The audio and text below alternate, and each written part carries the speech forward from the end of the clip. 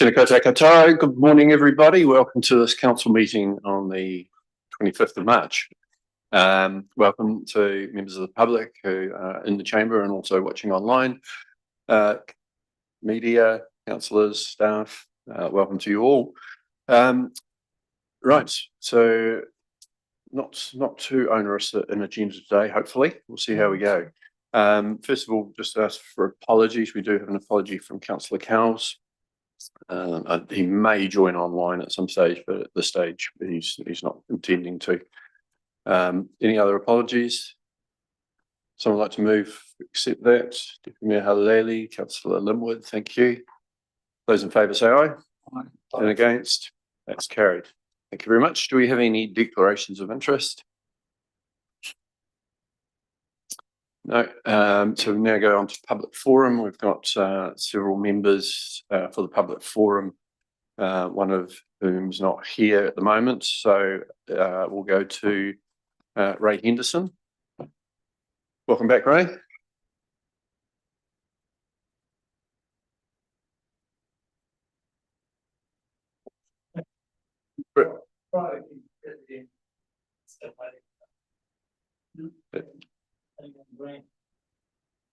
Okay, it may not have been loaded. Yeah.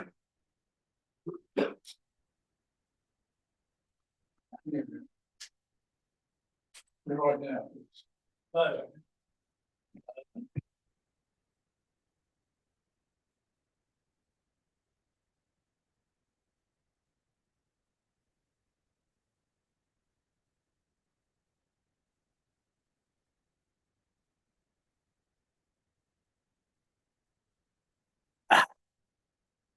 Now I'm here. Right. Good morning, everybody. I haven't timed this, so I'm hoping it'll squeeze in 5 minutes. Basically, it's a follow-up from the consultation document or questionnaire that it really is.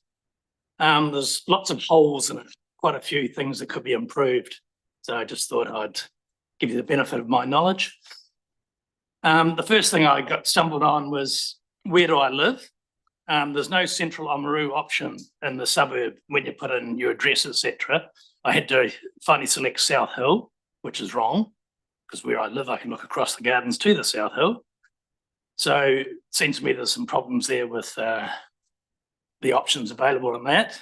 I can accept the age demographic in the questions, but why is there an ethnicity? I can't quite see how that's relevant to consultation on the long-term plan. When it comes to the options A, B or C questions, we should have another option for additional comments. Like here we have option A, option B, don't know. Now, don't know is just a real negative. I don't care. We want to keep people engaged. So a third option there would be other, your comments, please. Encourage people to say something that's alternative to option A, B, or even a combination of both. But to just say don't know as an option is really pathetic. Every email from a submitter, if it was just a one-page submission, then it was going to get attached to the questionnaire because they encourage people to go through the questionnaire and answer every question. So consequently, every one-page submission became 3 pages in the book. So we ended up with a huge document. And I'm surprised, as has happened in the past, that there wasn't a separate verbal and non-verbal books, because when the hearings are run, you quite often flip from one to the other. And I did, and even the councillors noticed, had difficulty getting to the right page very quickly, because instead of having 2 documents open and be where you are currently in both of them, you had to keep going backwards and forwards through the one document. So I thought that was badly arranged. That should still be 2 separate books. Now I noticed too, when I was doing the questionnaire, a number come up against each question. So consequently, when I answered a question, I think I got up to about question 20 partway through it. I made a reference to a later question, refer to what I said in question 20. When I looked at the booklet online, those numbers weren't there. So my reference to number 20 meant nothing. So I'm just trying to work out why there was numbers next to each question as you went through the questionnaire, and they weren't by the question in the final document. So that was very confusing. I noticed during the submissions process, Councillor Hopkins continually referred to the misunderstanding of the public on some matters. In other words, they didn't really appreciate or know exactly what pertained. I have an old adage that comes from my teaching days. If the pupil hasn't learned, then the teacher hasn't taught. So if you don't tell us what's going on, then the members of the public don't really know. And there's also evidence of councillor misunderstanding of some things.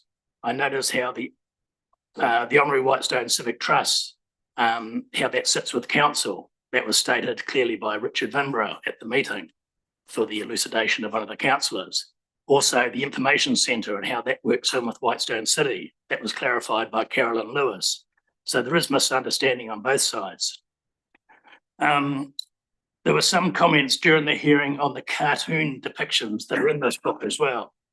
The consultation on how an ever-continuing strained budget can be used effectively is not a humorous matter.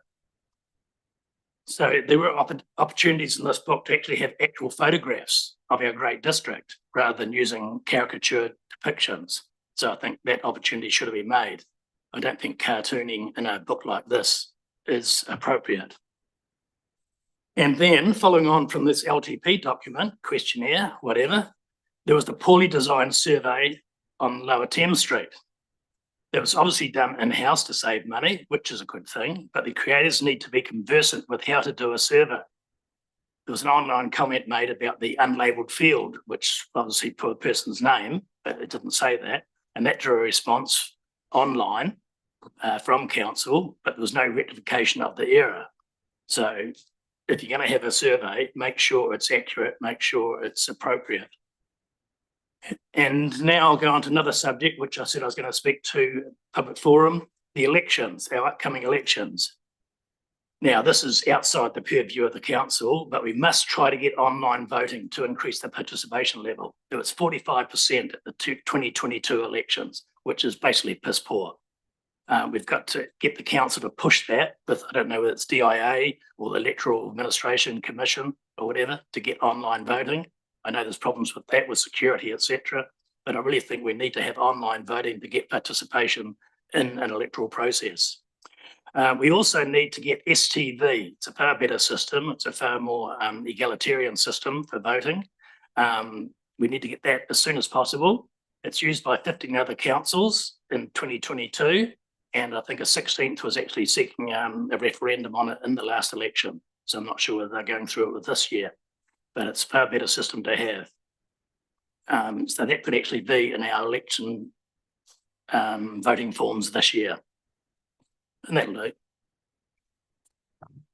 Thanks very much, Ray.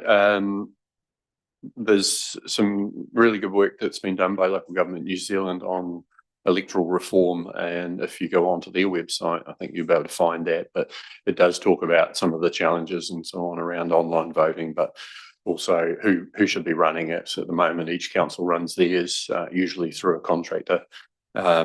And so there's some good information there. We do make a decision on whether it's going to be STV or first past the post before the election. So the biggest challenge, I think, is people understanding STV, because it is widely misunderstood how it works, and that's the biggest challenge, is the whole education that's needed for the public to understand that. But yeah, I don't disagree with you on the benefits of using that.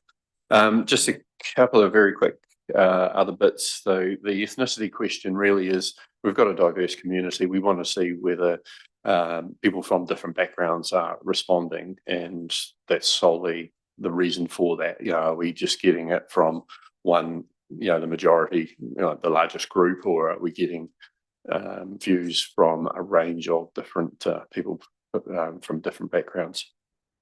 And the two books aspect of for the submissions was really having one book was going to work best for councillors, because otherwise it's a bit like chapters, where you've got to go to a different chapter and then to the page, as opposed to when it's all in one chapter, you can just go straight to the page.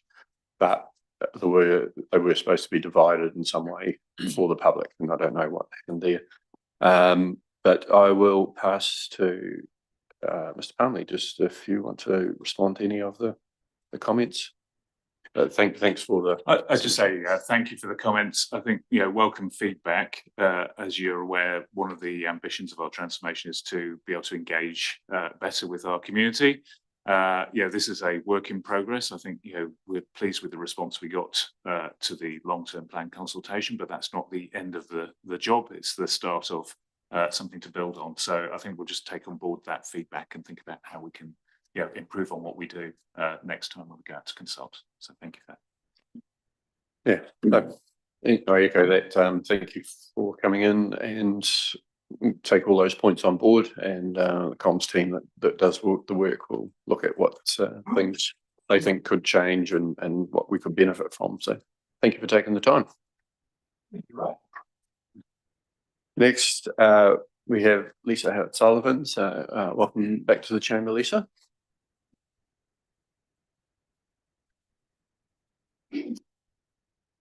Just turn the mic on when you're ready to go. Thank you. Good morning. I'd like to firstly acknowledge the time that everybody in council and staff have taken into encouraging submissions. And while there's been an increase on previous years, it's been a bit disappointing that there weren't more still. I've spoken to a number of locals regarding the lack of submissions and being told council don't listen, they just don't want to, so we don't bother, or council isn't transparent, and they're clearly frustrated. But I became frustrated too, because upon receiving confirmation of receipt of my submission, I discovered that a form had been attached and prefer not to answer had been entered if my submission didn't fit with council's corresponding survey. When I challenged staff, they advised me, when we are unable to match your written responses to a preset option in the survey, or if the answers are unclear, we select prefer not to answer to avoid making assumptions. The data collected from these surveys is used for analytics and is provided to elected members to help inform discussions made on long-term plans. They further advised me to withdraw my submission and complete this preset survey form. Now, this isn't a survey, it's submissions, and it's about presenting views or opinions for consideration. And while there are areas that are really important to council, provided the topic is related to the long-term plan, one is able to submit on one topic or many. And it wasn't compulsory to use the form. In fact, the consultation document states, we're happy to accept your feedback in any format. Now, while my husband was watching more cars go around the track, I sat there and read some of the submissions. In fact, I read 325 of them. And the template had been applied to all of those. So if you've only commented on one topic, because that's all that interests you, no option, rather than preferred not to answer, was selected and has been attributed to all the other topics and included in the submission. And there were duplicates in those and multiple submissions by some individuals. So presumably they have been counted as well. And nowhere could I find anything related to the unclear answers. And this is wrong, in my opinion, because you can't count something that didn't exist. If somebody hasn't submitted on something, there isn't anything there. And when you looked at the charts, they talked about the 650. Well, that's irrelevant to a particular submission. And if you look at the water services delivery, if you look at 650 submissions, you get 25% for a council-controlled organisation, 43% in-house, 11% for don't know, and 21% for no option. But in actual fact, there were only 512 submissions related to water. So that's 32% to CCO, 53.72% to the in-house option, and 14% to don't know. In addition to the above, nowhere is the alternative ideas. There's nowhere, as Ray said, and we haven't talked about it, but there's nowhere for that to be. Now, I've previously raised my concerns about the accuracy of the information in the consultation document. the information is either incorrect, confusing, or not clearly explained. An example is a reference has been made under the option A in that document related to a multi-council CCO as potential future option. And while we know it's a possibility, it shouldn't have been discussed under that option. It's confused some submitters. In fact, someone has said, I like option A, I go with Gary, or let's go down the multi-track. So they've clearly been confused. You could have actually have put that third option in there. Some of the other councils have. They've had CCO, multi, and in-house, and then others. Now, I've previously referred to the repeated use of the term transferring debt when discussing options. This is an incorrect statement and it's been really misleading. So I've been really disappointed with this process. The submission process and its results is flawed.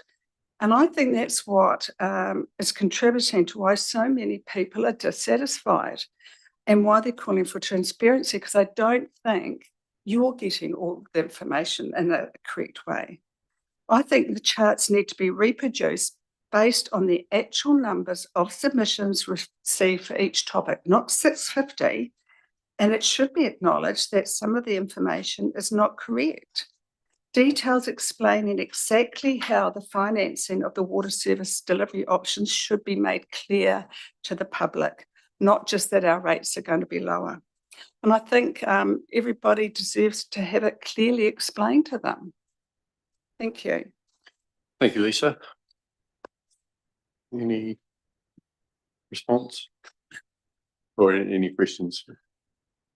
So I think in terms of the water comments, I think, we've learned a lot from this exercise, and, we know there's a lot more to do in dealing with what is a complicated subject, in particular where, the legislation hasn't even been finalised yet. And that's something we've been grappling with, is that, the legislation is still before Parliament at the moment. So what are the rules and what are the options? In terms of the multi-council CCO, we didn't put that to council as an option because there wasn't a developed multi-council CCO option available. And I think that's one of the challenges that, I'm not sure how other councils are handling it, but certainly the councils we've been working with have taken a similar line that, they won't consult on a multi-council CCO if there isn't a developed proposal for a multi-council CCO.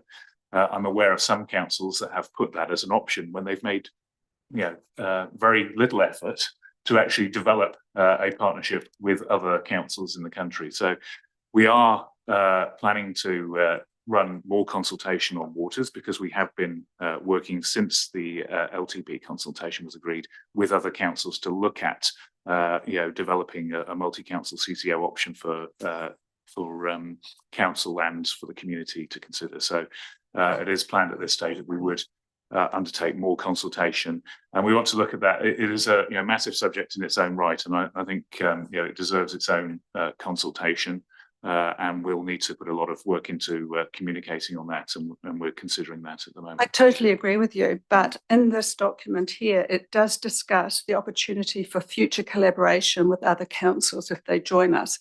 So it has actually brought that multi-CCO discussion into option A, and people have been confused about that. And there's a number of people there who've said, option A, I like the idea of a multi-council, or they don't word it like that, but that's what they're saying. So by stating it in here, it is also confused things. The other thing that is really confusing is stating the transfer of debt. And we've discussed that, and I know it's really confusing, and I know it's not worked out, but that is not the correct wording, because you cannot transfer the debt. You cannot novate the loan. And you cannot novate the loan, which means that you cannot novate or transfer all the things that are associated with that. So the legislation is set up so that the debt can be transferred, but that's not the same as novating the loan. So novating the loan would be transferring that particular agreement that is currently between council and the funding agency to that entity. And what's set up in the legislation is for the new entity, should that be the place where we end up, to take out a new loan to repay the council's loan, which is transferring the debt, but it isn't novating the loan. But it doesn't say that it can be done over 5 years. And that's what it does say in the Local Government Funding Agency document of December.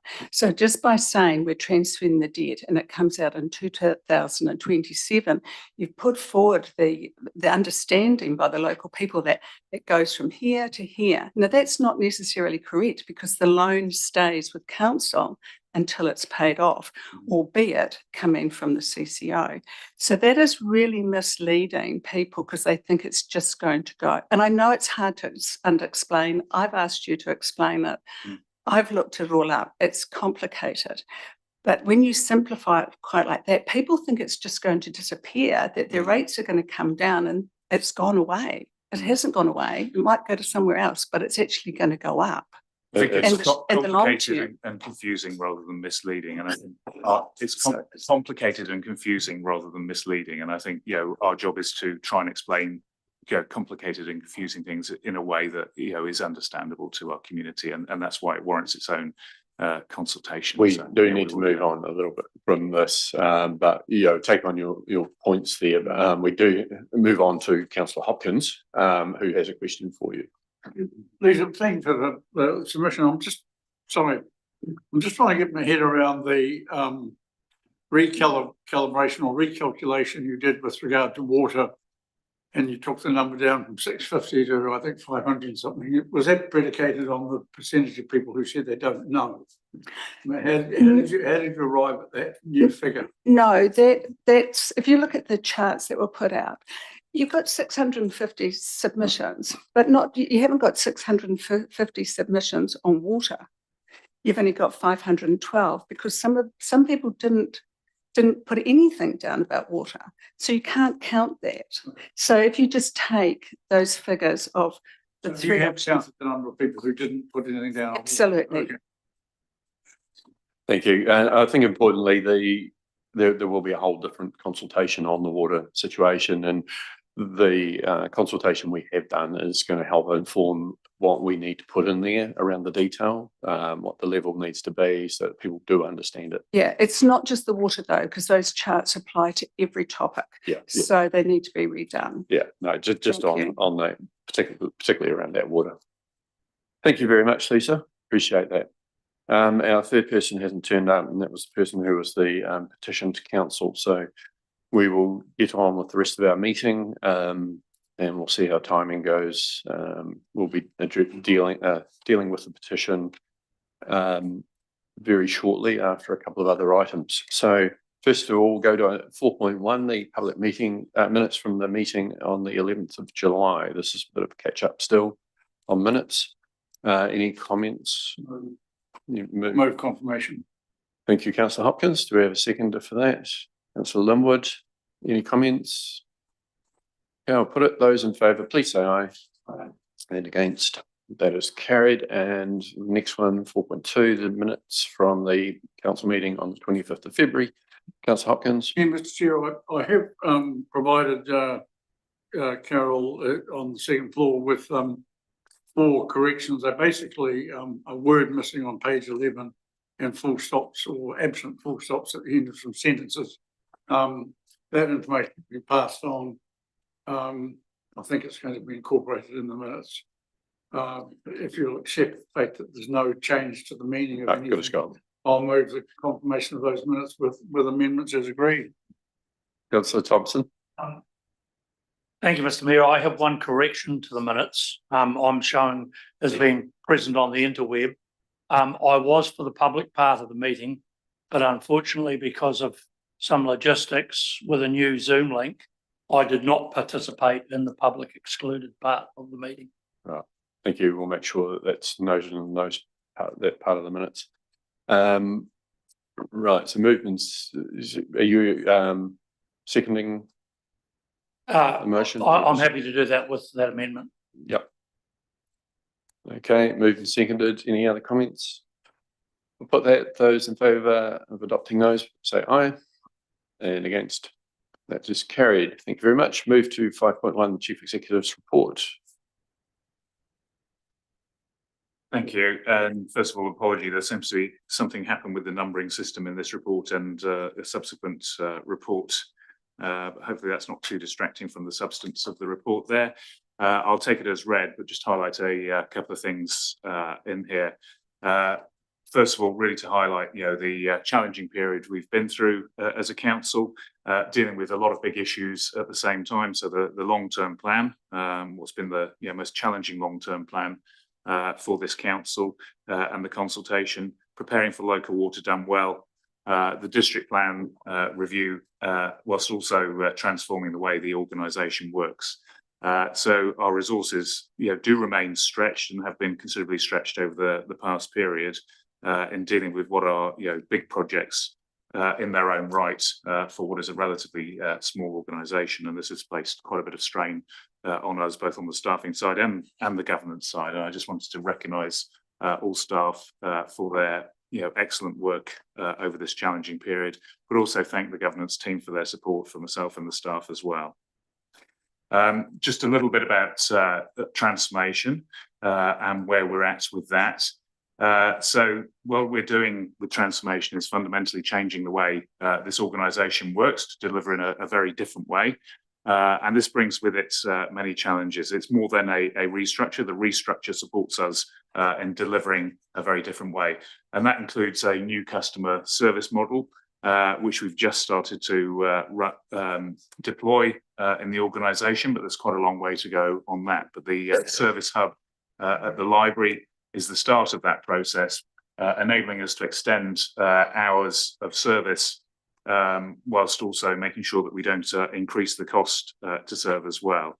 And there is more to come in terms of self-service options as well, but we've started to have more online forms, which are improving access to customers, but also improving our efficiency in the back office as well. We're also deploying a locality model, which is about ensuring that we've got a greater presence on the ground and a stronger connection to the different needs of our different communities. And we'll be doing some more communication on this in the near future, including with the community boards to help build understanding of that. We're also investing in technology to support us in working in a different way, and this will bring and is starting to bring efficiencies across the organisation. And part of this as well is about how we make sure we can measure and manage our performance better. So our organisational performance management framework will help you give you better visibility on our performance and how we're tracking, as well as for my team, and also in reporting to the community as well. So we're still relatively early on in the implementation of the changes that we're making. I think there's been talk that transformation has been going on for years. It hasn't. We've been looking at transformation, planning our transformation for years, but it's actually now at the point where we're really starting to see the benefits of that transformation come through as we have stood up the final teams, and they're starting to find their feet. But it will take some months yet before we realise the full benefits of the transformation. I think we've already talked about local water done well in the public forum, but I think I'd just highlight this is an area of immense work for us in looking at how we can work with others and what the options are there to deploy a better model of delivering water that still has that local ownership and local accountability, but seeks to achieve efficiencies in there as well. And we've been set a really tight timetable by government to do that, in the context of there aren't many partnerships operating between local government entities at the moment, so the sector isn't well developed in that partnership space, and working in partnership is challenging. And there are many things to consider, and it means that we all need to compromise along the way to get something better for our communities. And looking forward to being able to consult on that again with the community in the near future. In terms of other progress, I'll just highlight the Network Waitaki Sports and Event Centre, which is now springing out of the ground. And I think this has been a project that's been long in the making, and it's a great partnership project with our community, and it's good to see that happening. The Forester Gallery extension and commencement of construction there. Again, I think it was quoted as being 40 years in the making, that project. And again, it's now happening and it's on the ground, and it's great to see. And the other one I'd highlight in here is the Ohau Village Water Treatment Plant, which has been somewhat of a difficult journey to arrive at a solution that is acceptable to most of the community and within a cost that the community can afford as well. So to see that being commissioned, I think is a good achievement, and was done with considerable engagement with the community by the team. Happy to answer any questions. Thank you, Alex. Councillors, any questions, comments? Councillor Holding. Thanks, Alex, for your report. Just now that we've had the new team standing up, have we implemented any sort of feedback loops? I don't think we'll be getting the resident survey to August. But have we got any other? I know it's still early, but have we got anything else going on to monitor improvements for the performance to the governance team? So are you talking about customer feedback, or are you talking about staff feedback? Yeah, customer feedback. So we are taking customer feedback and reviewing that. I don't know whether Mrs. Bailey wants to comment on that, what we're doing. Thank you. We're certainly taking note of what we are getting. There's not a huge amount coming in yet, surprisingly. It seems to be quite smooth with that. I'm taking, there's no negative feedback coming in at all, which is great, but we will be certainly gathering it as we get the opportunity to do so. Yeah, we could run some, feedback surveys once it gets its feet a bit more. I'd say on the changes affecting customer that, we are still at the early stages, so we've got a lot more work to do. So like I said in the introduction there, that the hub is the start of the changes, not the end of the changes. And customer feedback will be important. I think we shared with you our thinking around benefits realisation and some of the things we'll be looking at there, and clearly customer satisfaction is one of the key ones in understanding whether we're making progress there and it's landing well with the people using our services. Thank you, Councillor Ryan. Thank you. Pleased to sort of read about, I guess, progress being made in the communications space over transformation to help the community better understand what it is all about. I was just wondering how internal communication, is that part of the changing the way we Waitaki, or is there a different process for internal communications? I think just over the weekend I've had some feedback of people's dealings with staff, and I think probably some opportunities in that space as well to be which I will pass on. But yeah, just in terms of keeping, because their dealings with the public obviously is part of the community communications. Great, thank you. I'd certainly appreciate any of that feedback. And yeah, we have got quite a range of communications through to our staff internally through a number of channels that we've been using for some time. And are also, as mentioned in Alex's report, working on a bit of a campaign that will start putting short snippets of how these new teams and things work out, and it'll go to the community as well as internally too, because there's a lot of change and not all staff understand all elements of it yet.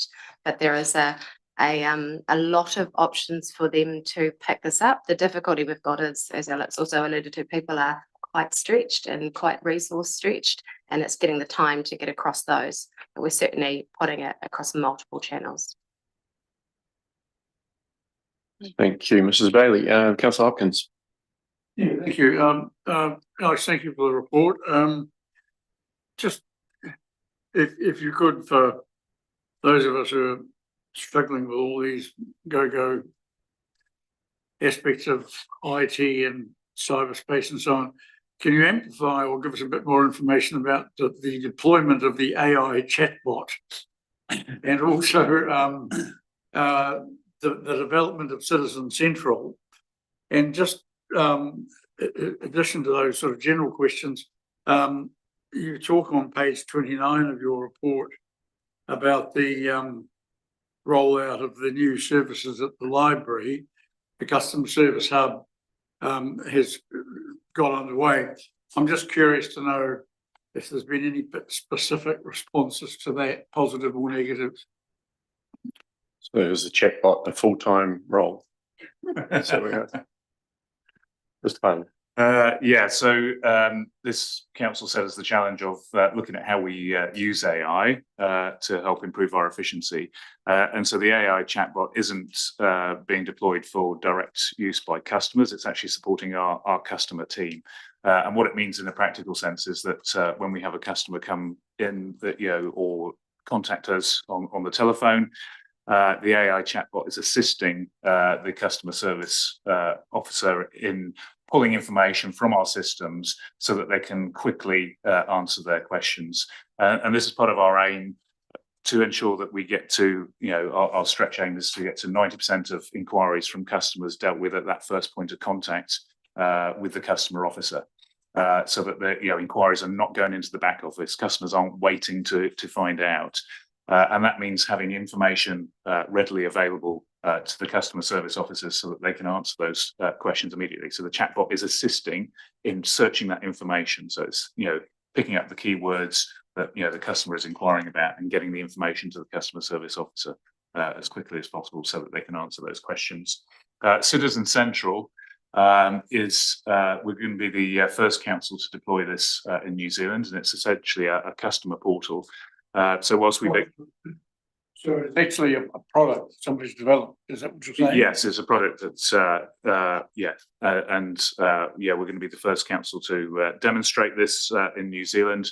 It's a customer portal which allows self-service. So our ambition is that we have every service possible that you can put online, being able to be put online, and this will enable customers to interact with us in a different way. And we realise this isn't for everyone. Not everyone is tech savvy, and not everyone wants to use that channel. But those channels aren't open to a lot of people at the moment. So we will still be there to serve the customer. Hence the customer hub and extending the hours, and we're looking to improve access further through other services as well, and other centres. But the Citizen Central will enable customers to interact with them at the time of their choosing. So there'll be 24/7 access, 7 days a week, to all of our services, and they'll be able to access, if they set up an account with us, the information we hold on them. And be able to tell us if we've got it incorrect, or actually in many cases be able to just correct it there and then. It will enable a lot of other things as well, which we probably need to cover in a fuller briefing when we're close to the rollout. But interesting one that came up was the idea of being able to pay in instalments, and we think Citizen Central will give us a better ability to enable people to pay in instalments and budget that way than we have at the moment, which is a more manual system, which involves a lot of chasing. This will automate that process and enable people to set up those repayments to us. I think that covers your questions. No. The matter of the library, the response to the customer service hub there. Yeah, I think there's a lot of attention given to us setting up the customer service hub there. And I know, most councils have been down there to see it, and I think it's operating effectively. Not everyone is going in there at the moment. Some customers are still coming here, but it isn't causing any noticeable disruption to the library service, and as was feared by some users of the library. The teams down there are coming together as one team to deliver the services. And so far, I think the response has been neutral to positive. We certainly haven't heard anything negative about that, and some of the fears that were put out there haven't come to fruition. Thank you. Just on the Citizen Central, you can look online for that and get some further information if you want to. So it's readily available there. A couple of questions. The resident survey becoming an annual, or going back to an annual survey, we went away from that because of the seasonal challenges that if there was only one time of the year where people could report on their roading issues and so on, it would either be dominated by muddy roads or dusty roads. So we went to quarterly. Is there a reason to think that this is going to be different going back to an annual survey?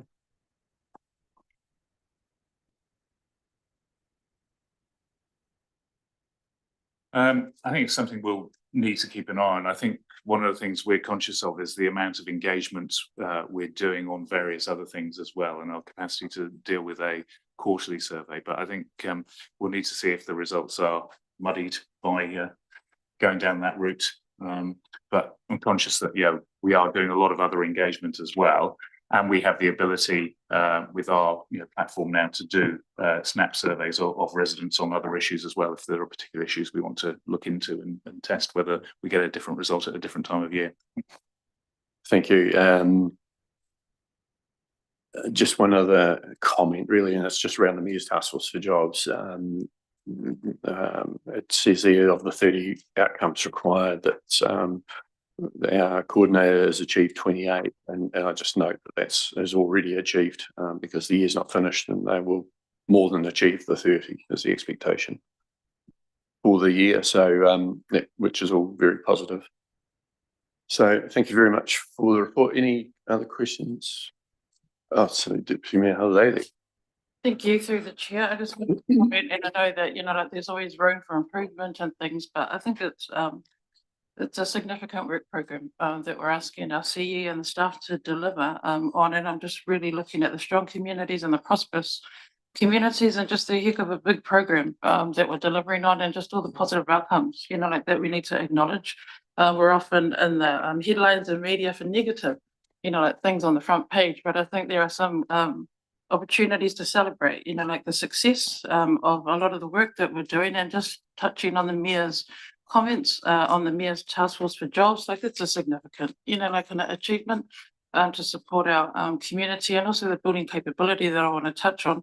I was privileged to attend the graduation a couple of weeks back at Otago Polytech, and there are 7 members of our community that completed their Bachelor of Applied Management degree. And, like amongst all the challenges that the community face, there are still families there that are working hard, that are really appreciative of the support that council and the partners are delivering on. And I think we just need to take time to kind of celebrate those positive moments as well. So those are just my comments. Thank you. Thanks, Hannah. Any other questions, comments? No. Would someone like to move receive that report? Deputy Mayor Halliday, Councillor Holding. Those in favour say aye. Against? It's carried. Moving on to 6.1, the petition on water fluoridation. Mr. Palmley, do you want to speak to this particular one? Obviously, and we were supposed to have someone, Ms. Cadogan, come and talk to the public forum, but she's a no-show. Note this petition was received very recently. It's got 25 signatures on it. Hand to you, Alex. Yeah, so I think it's for council to decide whether it wants to, first of all, accept this petition. It does meet our requirements as a valid petition, and then to decide whether it wishes to act upon the request of the petition and to direct me with the action you want to take. The petition is requesting that we request for a public inquiry on water fluoridation. This is obviously an issue that is contentious with some sections of our community, and we've received a number of petitions on this before. And we've always been clear that it hasn't been the council's decision to fluoridate. We were directed to do that under a legal directive from the Director General of Health.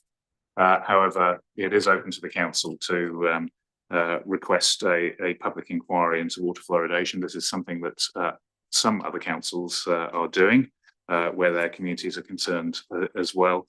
And it'd be as simple as myself writing to the Secretary of State, Minister, wrong country, the Minister, for help to commission an inquiry into fluoridation and the health impacts of it. Thank you. I don't know that we need to necessarily ask questions, but does anyone have a desire to ask any questions? Councillor Hopkins?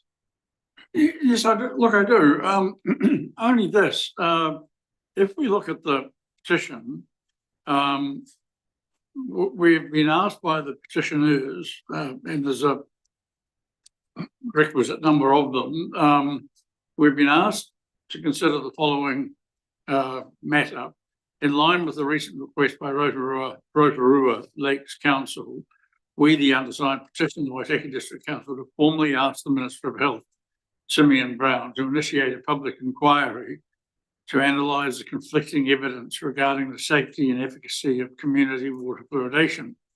My question really is, why does the recommendation simply not say that we decide to do that or not? Why are we actually directing the chief executive to come up with a response, or does 3 imply that we are going to discuss today whether we do intend to support the idea of requesting the public inquiry?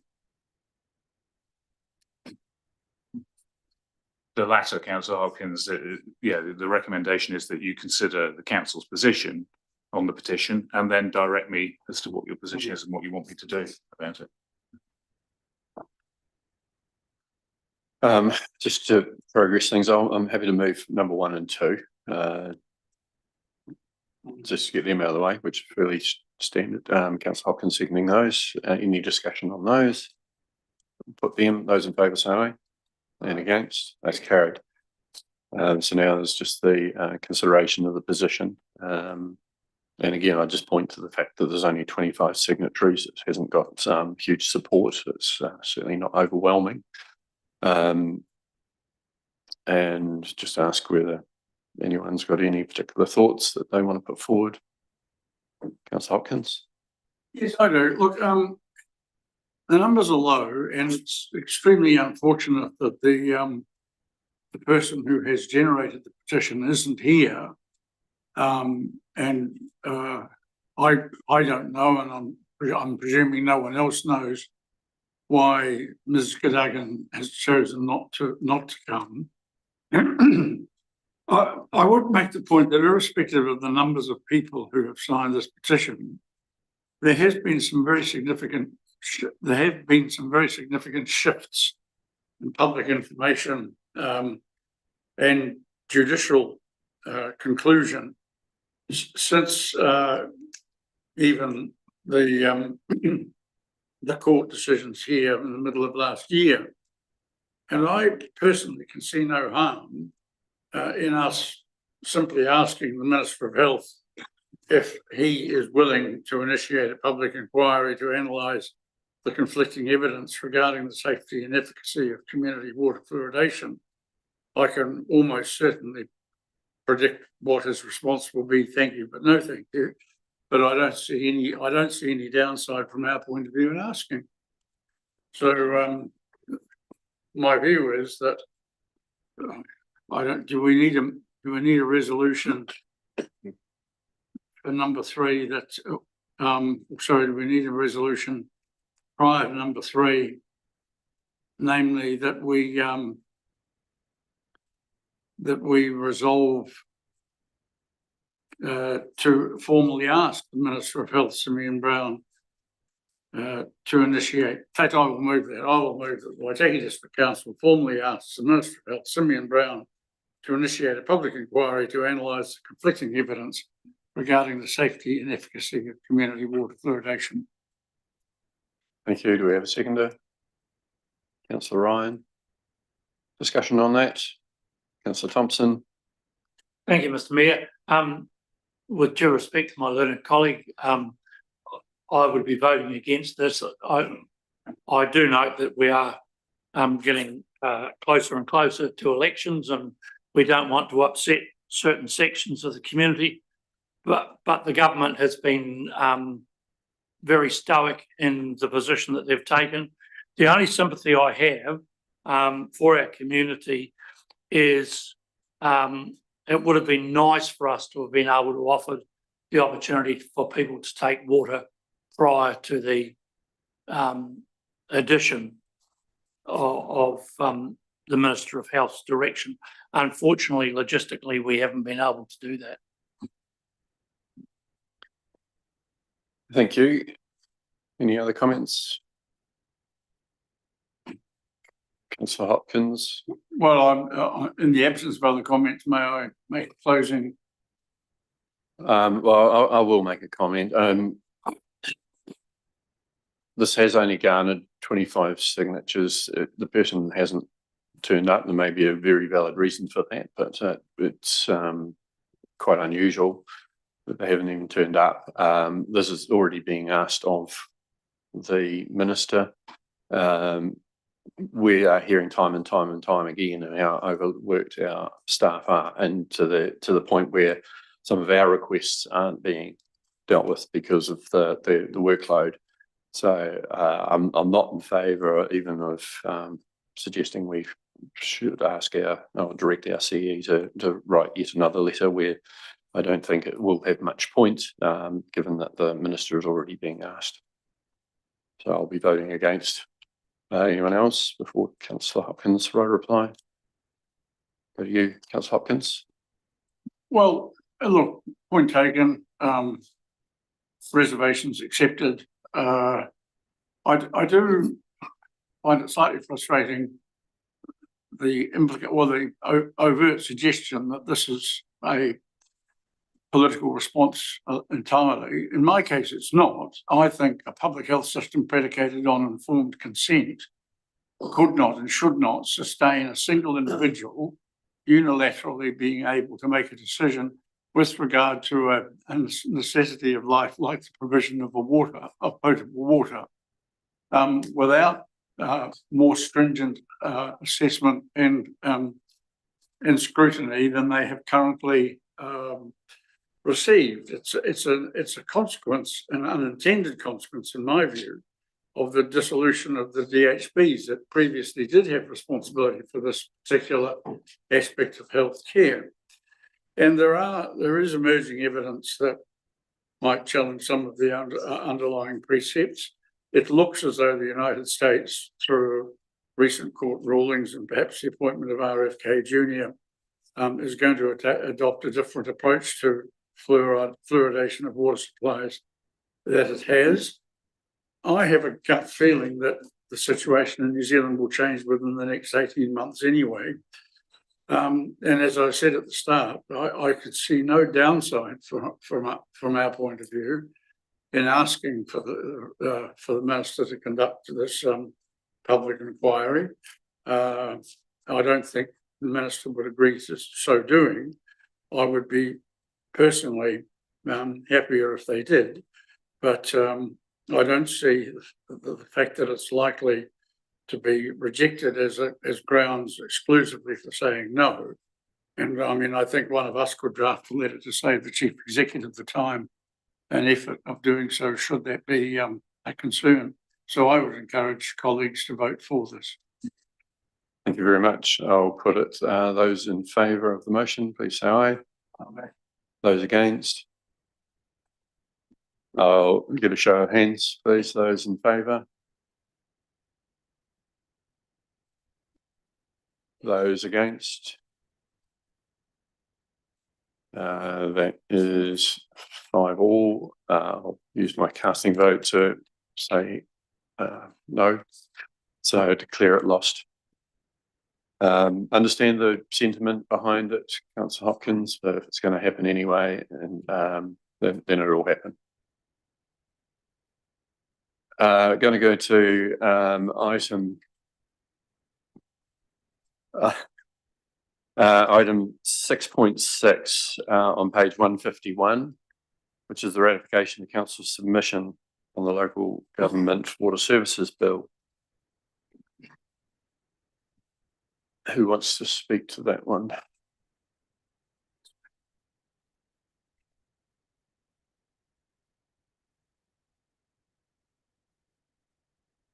Oh, okay. Well, I probably can speak to this. I mean, this is ratifying something which has already been not only submission that's been sent in to Parliament, but we've actually spoken to it. I represented council speaking to this particular bill, and just ask, do any councillors have any questions on it that we should wait for Margaret on? But Councillor Hopkins, what's... Yeah, I do. I'm just curious to know, it's a very comprehensive and thorough submission, and I greatly respect the people who've gone through the legislation and compiled the very detailed list of submissions. I genuinely hope Parliament takes notice of these and similar submissions from other groups like local government managers and so on. Can anyone amplify or give us a bit more information about submission point number 24? Clarification sought. The intention is that water service providers are liable for all stormwater systems, including drainage channels, which I would have thought was in fact a really important matter.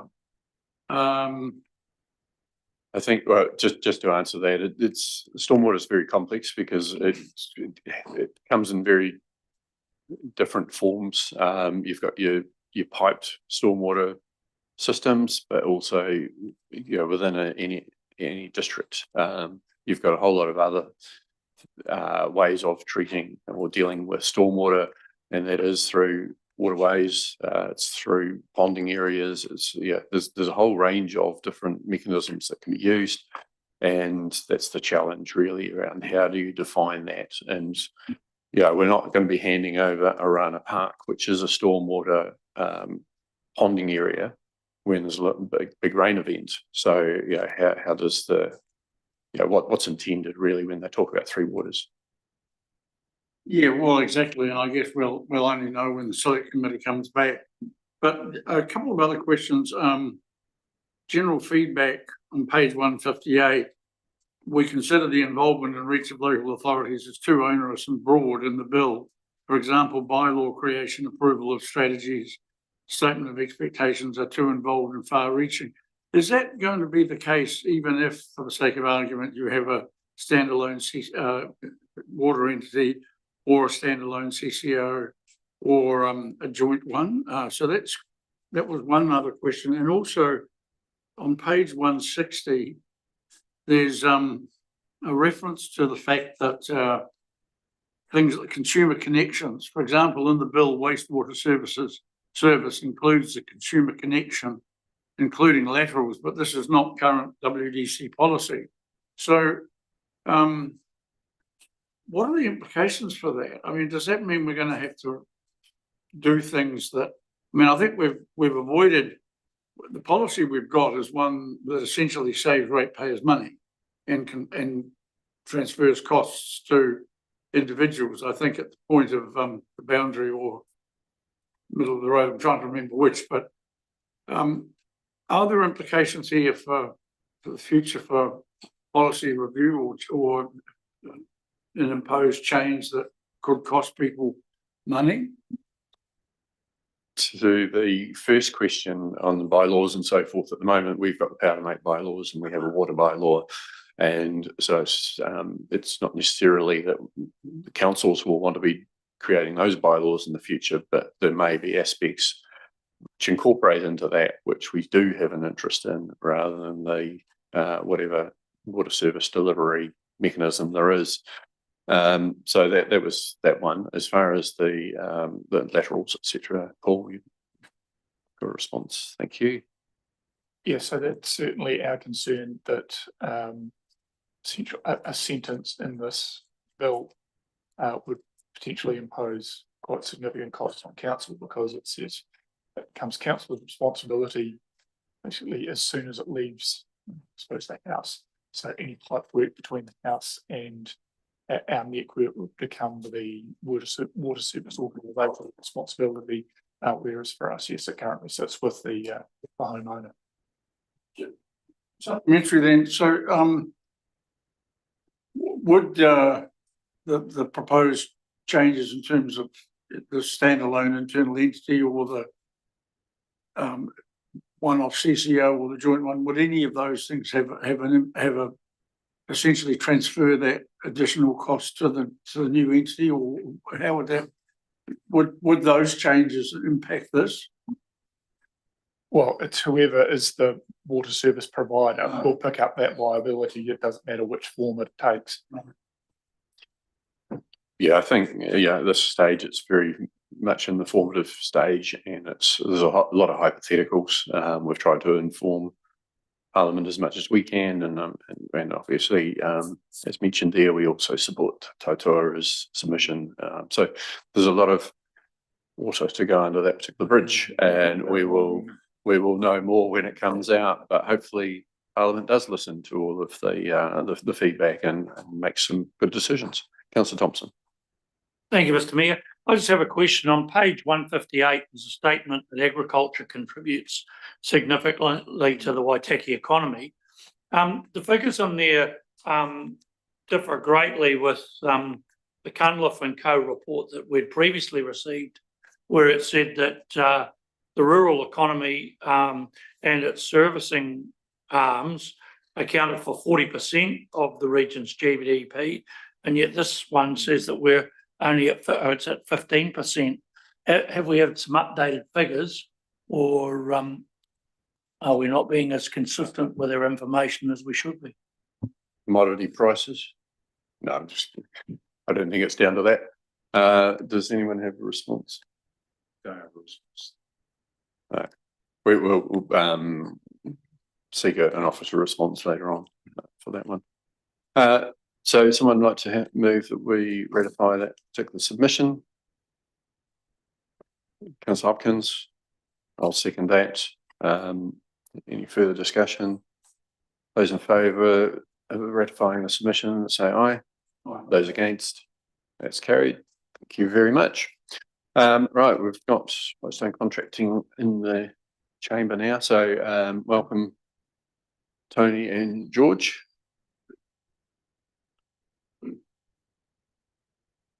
So while you get yourself organised there, so councillors back on page 45. Right, happy to hand over to you. Thank you to Mayor and councillors, staff. You all have read the report, so I will not cover, I'll just cover some of the key points. Whitestone Contracting Limited has made 474, just under 475,000 for the 6 months, which compares to last year's 524,000. So we're 50, excuse me, 50k behind at this stage. Looking ahead in the next 6 months, January to July, we noticed a significant gap in major projects compared to the same period last year. Additionally, tightening market conditions are expected to significantly impact our profitability and are likely to persist until at least late 2025. However, our business is well positioned to deliver on any work that comes to the market or is negotiated with our clients. What we've found this year is that a lot of work has been late coming out, both from NZTA and also from various councils around the South Island. The company's long-term strategy is targeted growth as we continue to pursue 30 million revenue and continuing to grow. The financial impact is being felt while the company repositions itself for the future. Although revenue has increased 4% on the previous year, operating expenses have risen 5%. Training is up 60k on the same time last year as we continue to invest in our people, particularly in leadership and safety compliance. The company has reported no lost time injuries in the first 6 months, which is an excellent result from our safety investment. Our goal is to be known for providing unparalleled value to our communities, and we're very proud of the contributions we make to the community through local employment, local supplier engagement, and sponsorships which total $59,000 year to date. We're also very proud to release the dividend for the 2023-24 year on last Friday of $643,000 to council, again highlighting our value to our community. The company has no debt at the end of December, so it's in a good place to fund the growth of the company, which is targeted, which will improve long-term returns. In terms of the statement of intent, there's been no significant change from previous years. We look forward to receiving council's letter of expectation and any comments that may be able to include in the final statement of intent for the 25-26 full year. I'm happy to take any questions or any comments. Thank you, George. Councillors. Go back to Councillor Hopkins. Yeah, thanks, George. I'm just going to find the page here. Bear with me for a moment if you wouldn't mind.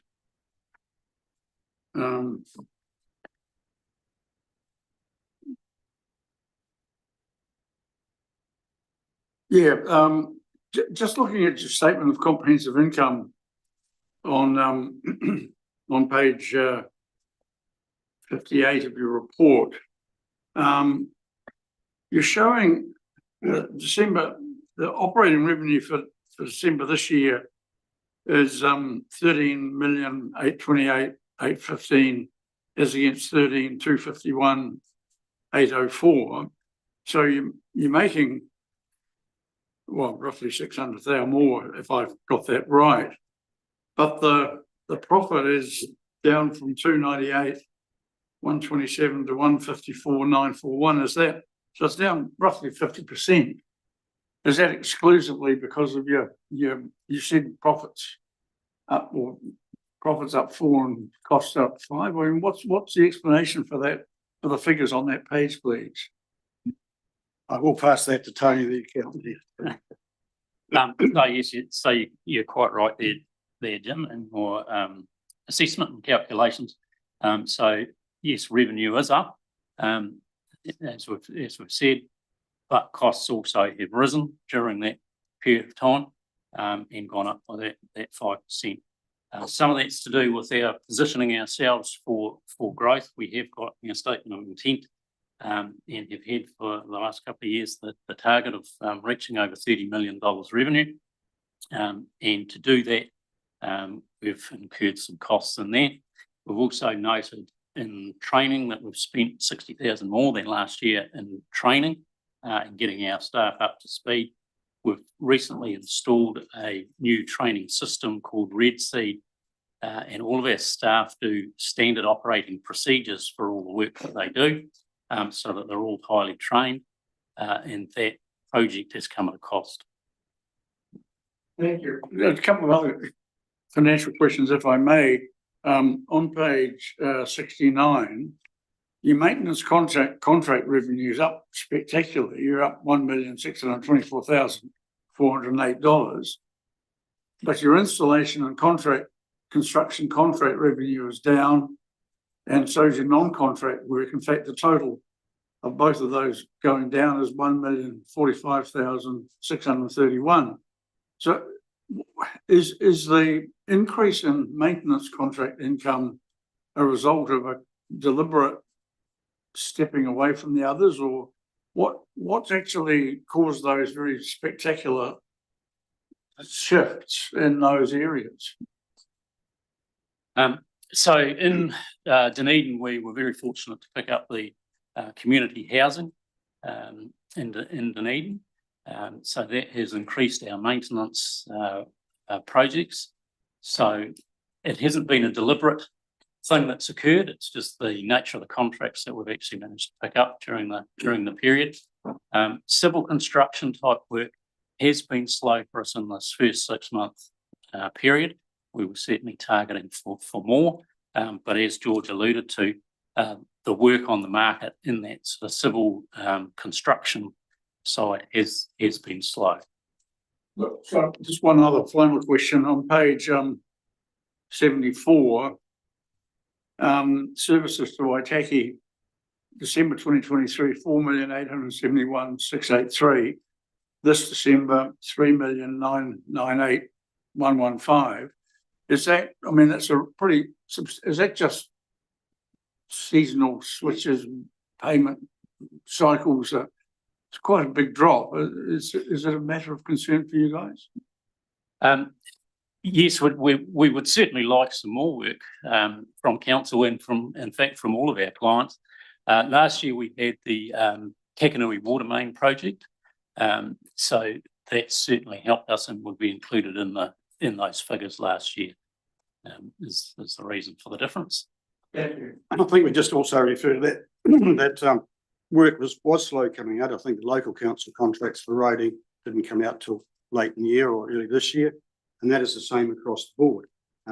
Transit New Zealand's been the same. They're targeting the North Island, and they have been slow getting contracts out to the market. Generally, it's considered that the earlier you get the contracts out in July or certainly August, you'll get the cheapest price because people are trying to fill their books up to get a start for the year. This year, certainly through Christchurch and other places, the market's been very, very slow. That's good. Thank you. Any other questions? Councillor Holding? So just a random question, on your page 66 under your intangible assets, what's the asphalt mix designs? Is that something you guys have designed yourselves? Yeah, so when you're making asphalt, there are various different designs that you can have, and it's basically the recipe of putting all the different components together to get the end product. And so we capitalise that and write that down over time as we're using the product. That's very similar to concrete, same thing. You have to have mixed designs to meet specification, and the cost of that's quite considerable. So you can't just write it off on one job.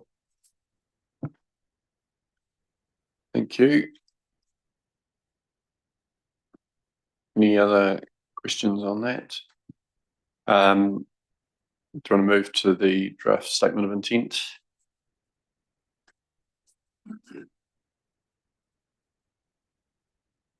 So any particular bits you want to highlight out of there? So essentially the draft statement of intent is really no change from our end. Our targets are still the same from the previous year. And obviously the focus is delivering for our shareholder and our community. But we're certainly welcome to take any comments from the floor. Thank you. Councillors?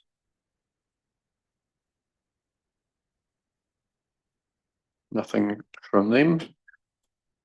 Okay, we'll go to the recommendations at the front of this item, and or actually we might just deal with them all at the end if no one's got any particular issues with that.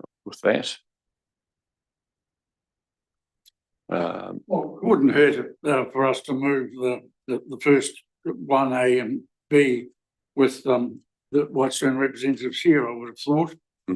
I'm happy to move 1A and B. Yep. So it's receiving the half-year report and the draft statement of intent. So moved, Councillor Hopkins, seconded Councillor Holding.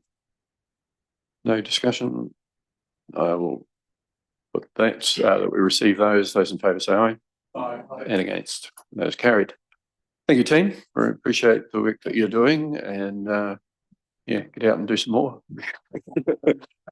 Make some more money. Thank you very much. Councillors, we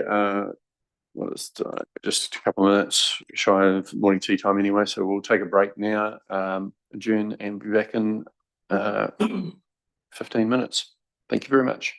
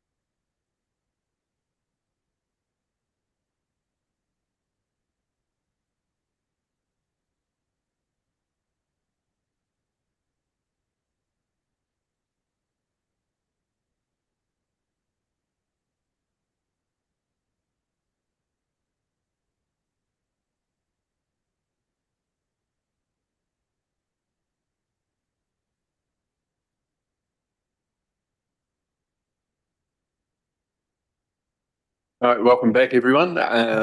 We've now got Tourism Waitaki with us in the room. So good morning, team. Great to have you with us. And we've online, we've got Janine Tulloch. So welcome, Janine. Right, in the chamber, Philippa, Mike, Rick, and Megan. So good to have you with us. Hand over to you, Mike. Yes, good morning. Thank you. I'd just like to start off saying that tourism has started off the first half of the year, performs very, very well. Our regional tourism organisation has been responsible for the marketing of the Waitaki District and has successfully navigated this, utilising the revenue earned from the Oamaru Blue Penguin colony. Great to see that the colony has benefited from the increase in visitors to the district, returning visitor levels prior to pre-COVID numbers, which is absolutely brilliant. Also, the colony is undergoing some major development work, major development projects to enhance the visitor experience, which is work in progress and all being funded by the colony. Really, I think the final thing that I'd like to say here is that the board of directors, as you'll note, if you have read the report, have opted not to receive funding from the WDC this financial year. This is a first. Instead, we're relying on the reserves and profits from the colony as we were set out to do initially many, many years ago. Philippa, is there anything you'd like to add? So I take it that the report has been read. We're happy to take any questions. Thank you very much. Councillors. Councillor Hopkins. Yeah, thank you. Look, first and foremost, I've got perhaps some relatively simple, easy questions like how successful do you think your combination with the Southern RTOs was, and also if you can tell us a bit more about Lunch and Learn. But I'm just trying to, Mr. Palmley's report talked about tourism expenditure and talked about income generated being 2.5% up. But your report talks about domestic spending declining, and yet international spend and guest nights growing significantly, 16 and 23%. Now, admittedly, they're apparently a relatively small component of the total visitor package. But I would have thought with a guest night increase of 23% and an international spend increase of 16%, that the 2.5% figure that Mr. Palmley cited from Infometrics may not tally with your data. There just appears to be some, well, the figures don't quite add up to me. Can you guys shed any light on the numbers and spends et al, et cetera? I think it probably depends on the time frame that you're looking at as well. Would you agree, Meg? And I would imagine it would also depend on the data that you're looking at, because this MB data comes from transactions through card spend. So without knowing the 2% that Mr. Palmley was discussing, then I'm not sure how we could compare. Have you had any of you heard that figure? No, I haven't. But again, it's just really, Jim, Councillor, I would suggest that it's the period that we're looking at, whether they're both the same. Okay. Yep. They may not be, because this specific report is to the 13 months to December 2024. So it might depend on the period that you're comparing it to, because this is compared to the year before that. Okay, may I ask a couple of other questions? I'm just curious to know, you're getting very big hits on Facebook and Instagram and things like that.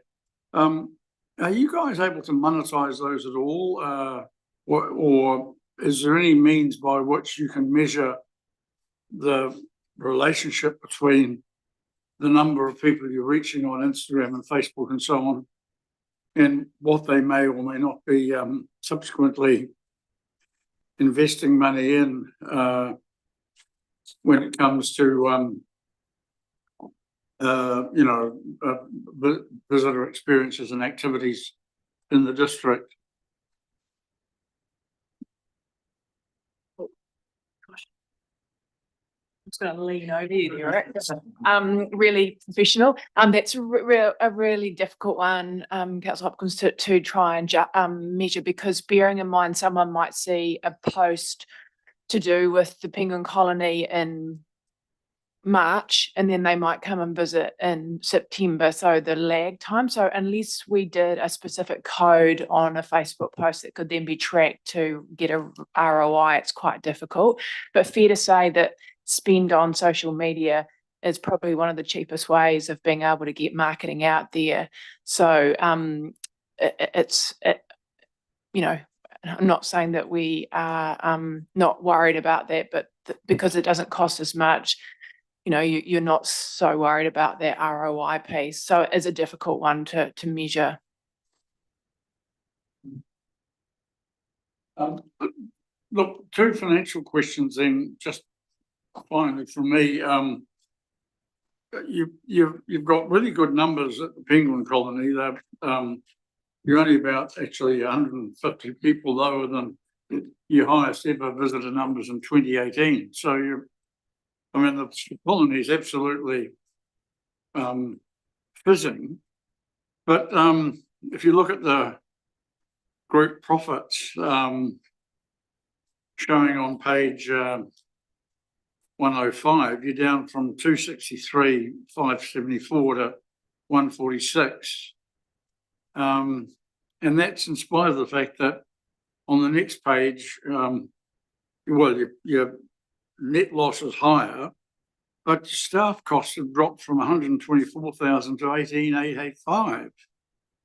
So again, are you able to give us a bit more detail on those figures, because they don't seem a bit perplexing? Is this a Janine question? Janine, are you able to respond to that? It's probably a Janine and Pip combined question, so we'll see how we go. I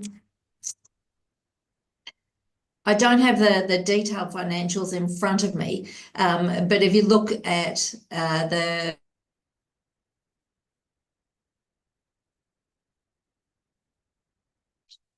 '23, they're only down about 20K. The difference is the loss in Tourism Waitaki, and so part of that will be on the funding that we're not taking from the WDC, which is increasing the loss of Tourism Waitaki essentially.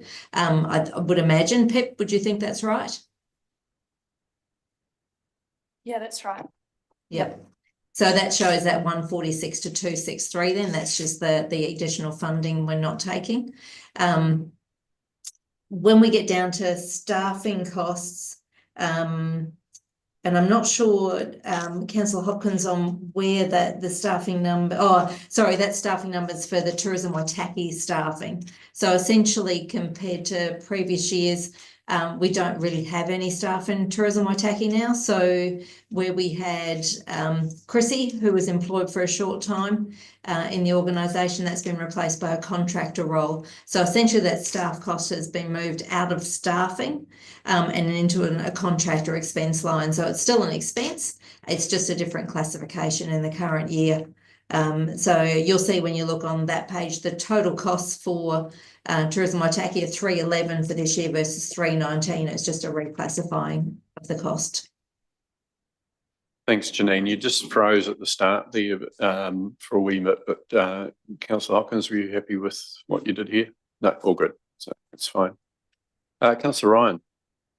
Thank you. A couple of things. The first one, I just looking at focusing on key domestic markets and and really leveraging those significant events that we have here. I just sort of not having just gone through the Harbour Street Jazz and Blues Festival at the weekend and talking to businesses, a lot of them, their feedback was actually that for them, this is the most that they generate in terms of income over that weekend.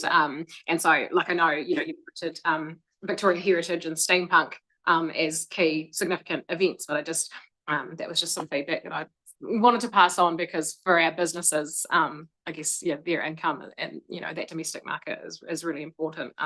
And, you know, when they're talking about heritage celebrations and steampunk, I think a lot of people invest all of their money in their costumes rather than spending it in our businesses. So I guess I'm just hoping that events like Harbour Street Jazz and Blues are, you know, top of mind for a significant local events when they are able to generate that income. I was just interested, the annual survey of operators that hasn't been done yet. Is that a new annual survey, or do you have results from previous ones? I think just, you know, when we had got big decisions, I guess, about the future of tourism Waitaki and an EDA, that sort of feedback will be quite helpful. I'm sorry if we've seen that sort of stuff before, but I was just interested in. No, that hasn't been carried out before in the last couple of years because of the process that we're going through with the EDA. But I'm imagining that Margaret would have done it previously, but I'm not sure of those results directly. I'm sure they would have been shared, but yeah, going forward, it's still something that we're wanting to achieve. Yeah, and also just on your note about the mention of heritage and steampunk, that was just because they were successful in achieving some funding through the regional fund for that. But I know that Jade has been working really hard supporting the jazz festival too. And yeah, I was out and about with a lot of other people and I was super impressed. Everywhere I seemed to go, and all of the restaurants were full. So I agree with you. It's just amazing. Yeah, what a great weekend. And yeah, Tourism Waitaki staff, well, Jade was really supportive in terms of the marketing for that. Thank you. Councillor Thompson. First of all, congratulations. It's absolutely brilliant to have someone turn up in council and not have their hand out, but their hand up. That's rather exciting. Obviously, the penguin colony is the shining star in the stable. Just directly to Dr. Agnew, are we going to see an expansion of your scientific work, which I would suggest is as valuable as the work in the tourism space and will actually enhance and increase the colony going forward? Yes, I think that's going to be a really key part of the business going forward. And even though I haven't included some of the results in the report, which maybe I should have, we do have some pretty cool things happening in the background. We've got some really important foraging work happening where we attach data logging devices to the penguins. And I'm not sure if I mentioned it here before or not, but we have video loggers now where we can attach to the penguins and see what's happening out at sea. So we do really want to grow that going forward. And I think if we do manage to develop some new propositions, we can incorporate the research into that by finding out more about what's happening at sea and really developing that. So we do have some really key staff that are working in that space. So yeah, going forward, we just need to be a bit more visible with that because it is happening and definitely want to grow that in the future for sure.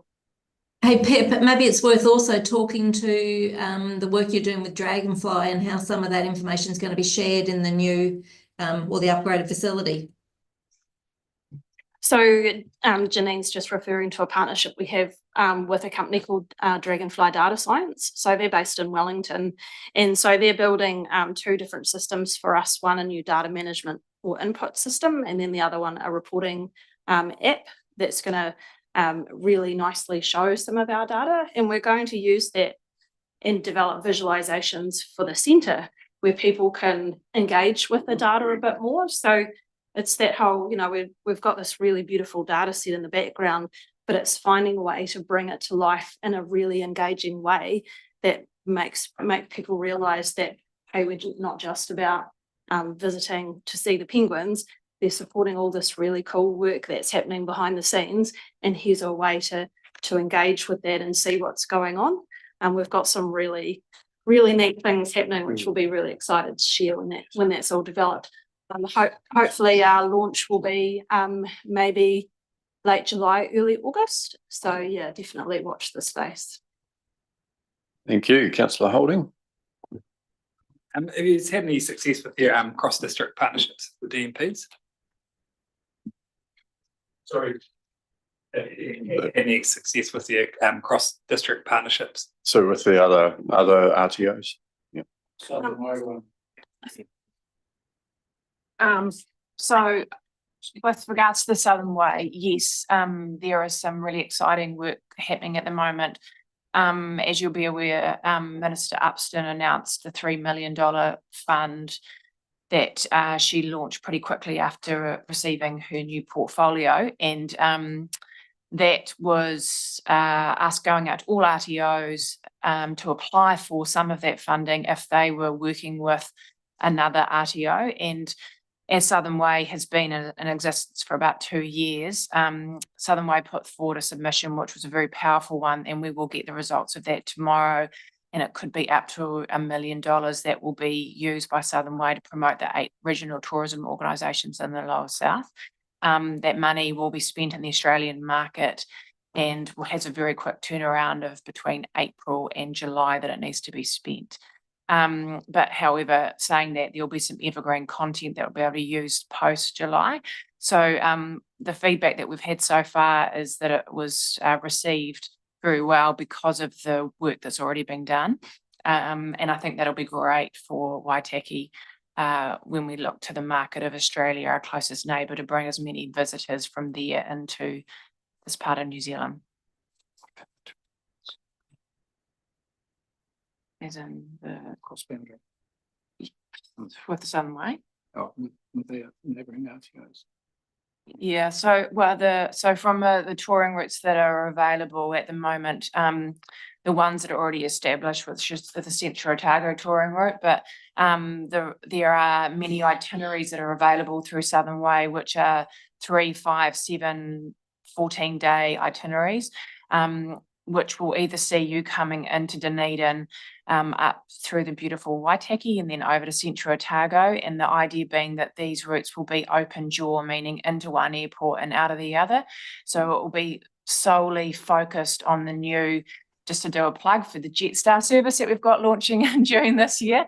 So it'll be solely focused on the Jetstar service, which is into Dunedin and then out of Queenstown and it will be to the Gold Coast. So that's a big coup because that service obviously is new, but it means that they'll be targeting the Queensland market.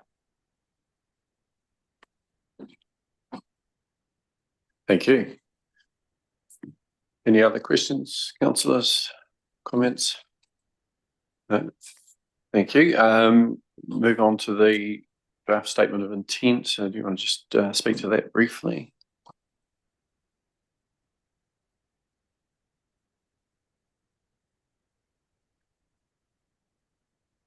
I'd make one comment, and I don't. I was just asking. Okay. Sorry, just to be clear, Mr. McElhinney, do you want to address the draft? Are there any significant changes from the previous one? There is, yeah, inferring here, no significant changes in the SOI at this particular time. And yeah, so if you've read that through, then I think you should be comfortable.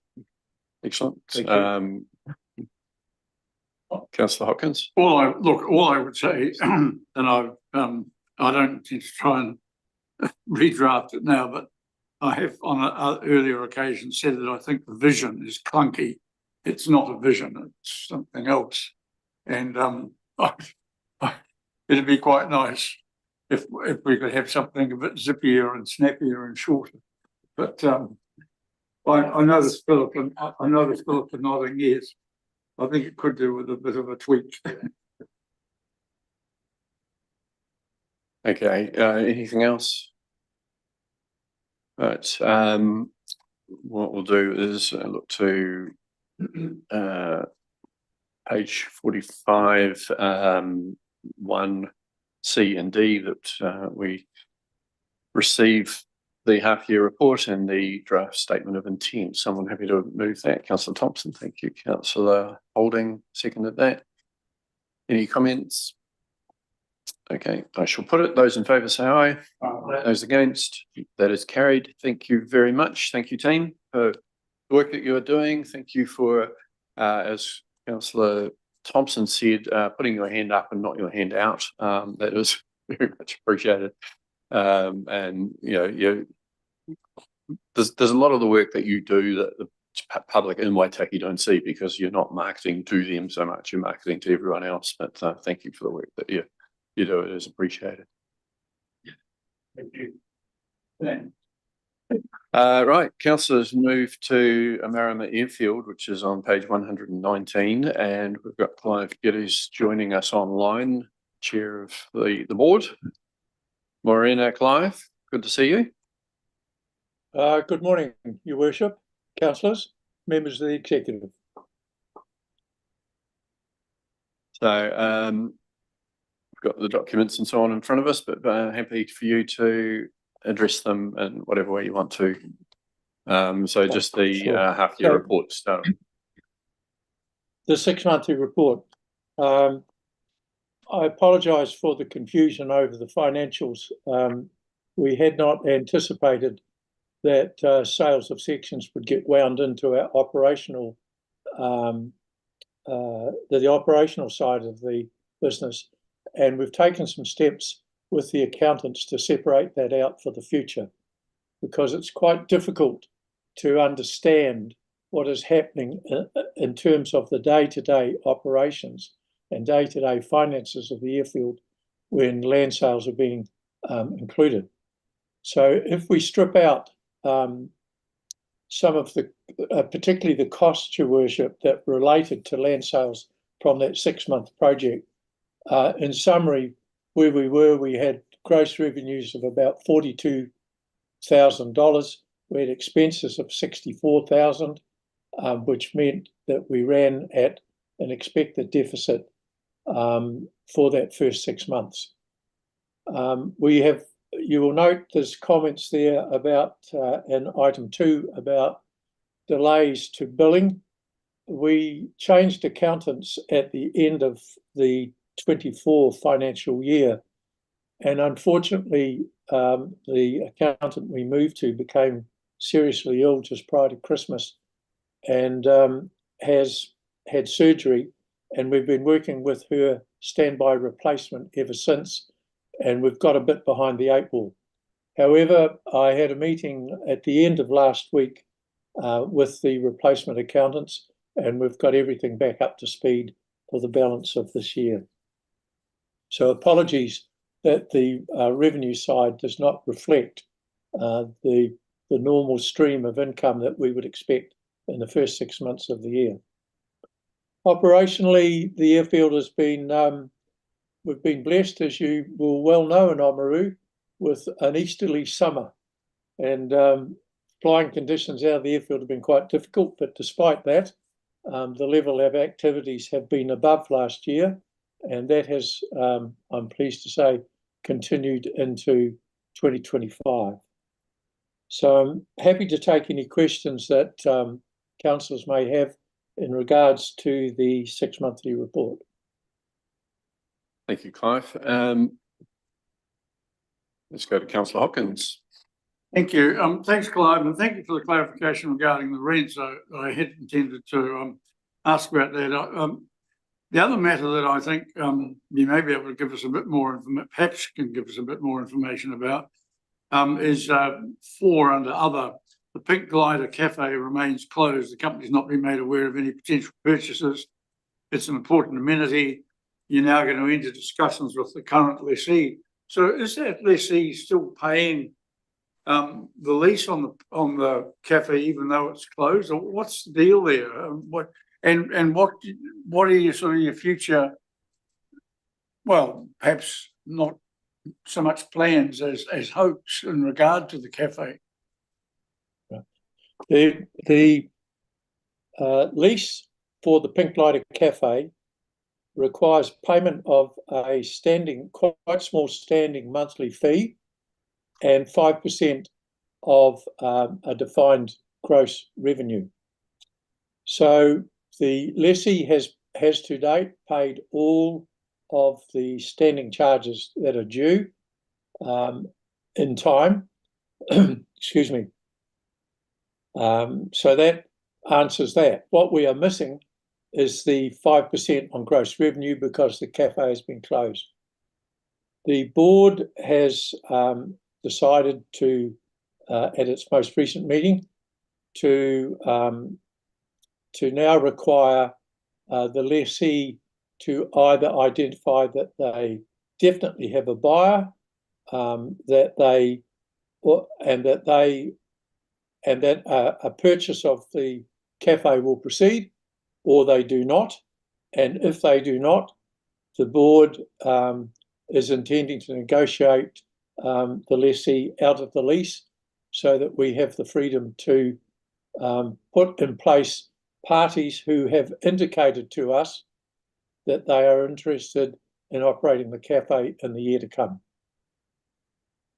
Thank you. Thank you. Any other questions, councillors? Okay, nothing else on that. Do you want to move to the statement of intent, Clive? Yes, thank you, Your Worship. It's very much the same as previous years because the financial model of the company and the operational model is quite constrained. I must apologise. I have only realised this morning that we are now required to provide, as part of the statement of intent, a budget for the 25-26 year. That will involve a fair bit of fairy dust, given that we're only three quarters of the way through the current financial year. But I will get to staff this morning a budget that can be attached to the draft statement of intent. And I apologise for that omission. Happy to take any questions that councillors may have. Thank you very much. Councillor Hopkins. Yeah, not a question, but an apology. It is a typographical correction. Bullet point 11 on page 122 of our agenda, establishing a closer relationship with the organisations that represent. Since organisations is a plural, it doesn't need the apostrophe. Ah, right. Thank you. There you go. You got a spare apostrophe. Yeah. Okay. Any other comments? Anyone? No. Okay. Would someone like to move that we receive both those documents? Councillor Hopkins, Councillor Holding. Thank you. Those in favour, say aye. Those against, that is carried. Thanks very much again, Clive. Appreciate the work that you and the other directors are doing. We are in the process of recruiting the second of our two directors, so we'll keep you informed as to how that progresses.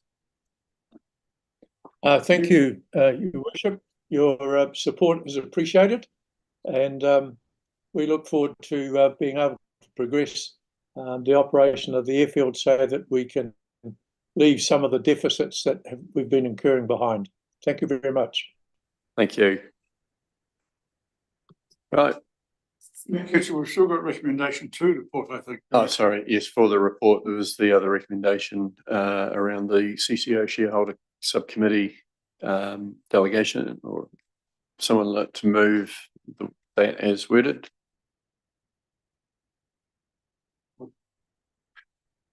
Councillor Hopkins. Are you seconding that? Sorry, moving that, sorry. Even sakes. Yeah. Seconded, Councillor Linwood. Thank you very much. Any discussion on that? We'll put it. Those in favour say aye. Those against, that is carried. Thank you. Right, next agenda item. So moving on to the National Policy Statement on Urban Development Annual Monitoring Report. Item 6.3 on page 126. And Mr. Cox, you must speak to this, or Thank you very much. I'm pleased to be able to present the National Policy Statement on Urban Development Annual Monitoring Report for 2024. And David Campbell, Planning and Heritage Manager, is here to ask any questions you have. Thank you. David, do you have anything you want to add before we get into questions? Yeah, thank you, Mayor Kitcher. Probably the main thing to note is there's been some good positive trends in particularly around the shop vacancy side of things, and hopefully it's a result of some of our deliberate work we've been doing in that space.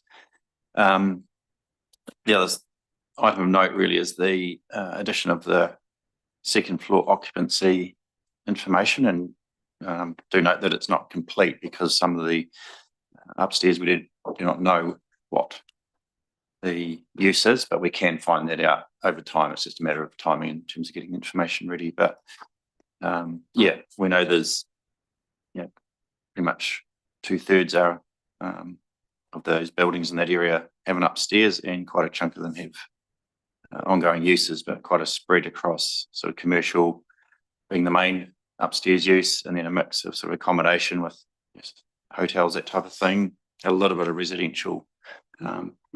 But yeah, where there are unknown uses, it could be a mix of things in the past that we don't know if they're just vacant or unused at the moment. But yeah, some good trends coming through over time as we begin to develop a bit of a history with this report now. Thank you. Councillor Holding. Thanks. What's your main source of where the data collection for this? Thanks, Councillor Holding. So we utilise a summer student by and large to capture the ground floor data. That's just walking up and down the street, and the upstairs we get from known uses, websites, buildings for sale, that type of thing. We extract what we can. If we want to complete that information, we'd probably have to go into each property file or talk to building owners directly to work out that use upstairs. But that can be something we develop in time. Thank you. Councillor Hopkins. David, thank you for this and some useful information. It remains, however, an unfunded mandate and something that Parliament said we have to do, whether we want to or not. I'm just curious to know if we've done any analysis of the cost, because I notice that Parliament's again talking about capping rates and all the rest of it. And this is another expense that Parliament's imposed on local government. So what's this one cost us, please? It's largely staff time. So if we have a summer student on board, we utilise them to do a lot of the data capture, and then other staff we already have on payroll do the work to put the report together, and a bit of my time as well. So it wouldn't be huge, but it would be in the thousands, but less than 10,000. It would be in the thousands, but under 10. Yes. Yeah. But that's not an income.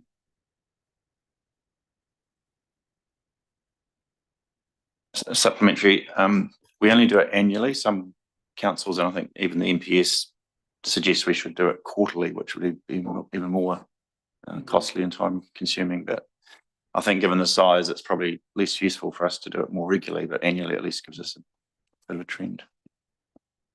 Thank you, Mr. Campbell. I just had a quick question. I'm interested in the qualitative data that could be included as part of the metrics of the analysis. Like for the next time, what is the interface of this analysis with our housing, our community housing strategy? I'm just thinking in terms of using that to build a case for housing development opportunities. Yeah, I guess the addition of the second floor occupancy is probably our biggest challenge in terms of where there are unknown uses and they might be vacant or not used, and it's working out what the last known documented use is for change of use under the Building Act, that type of thing. So if it was a vacant office, then to go to residential is going to trigger Building Act requirements. Where the last use is on our file as a residential, it certainly makes it easier for building owners to keep it going as residential as a new tenancy. But yeah, that is a lot more work to get that level of detail. Great, thank you. Any other questions or comments?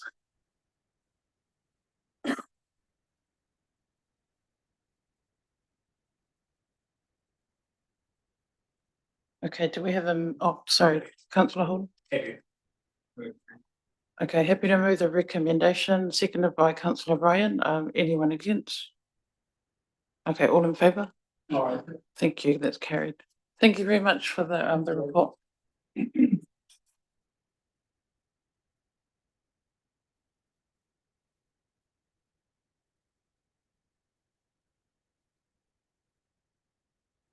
Okay, we'll move to 6.4 on page 144.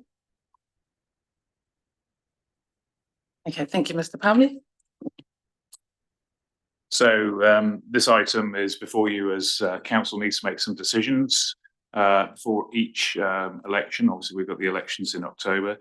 The first decision is around the method of voting, and the second decision is around the way in which the order of candidates will be presented on ballot papers.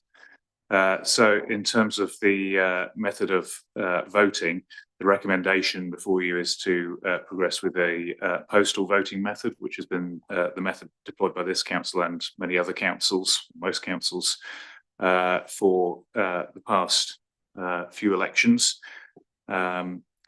In terms of if you wanted to look at a different system, we haven't had that costed out yet, as raised in public forum about having voting booths. But that would be a significantly more expensive option than using the postal voting option. In terms of the order of candidates, there are three options essentially to choose from.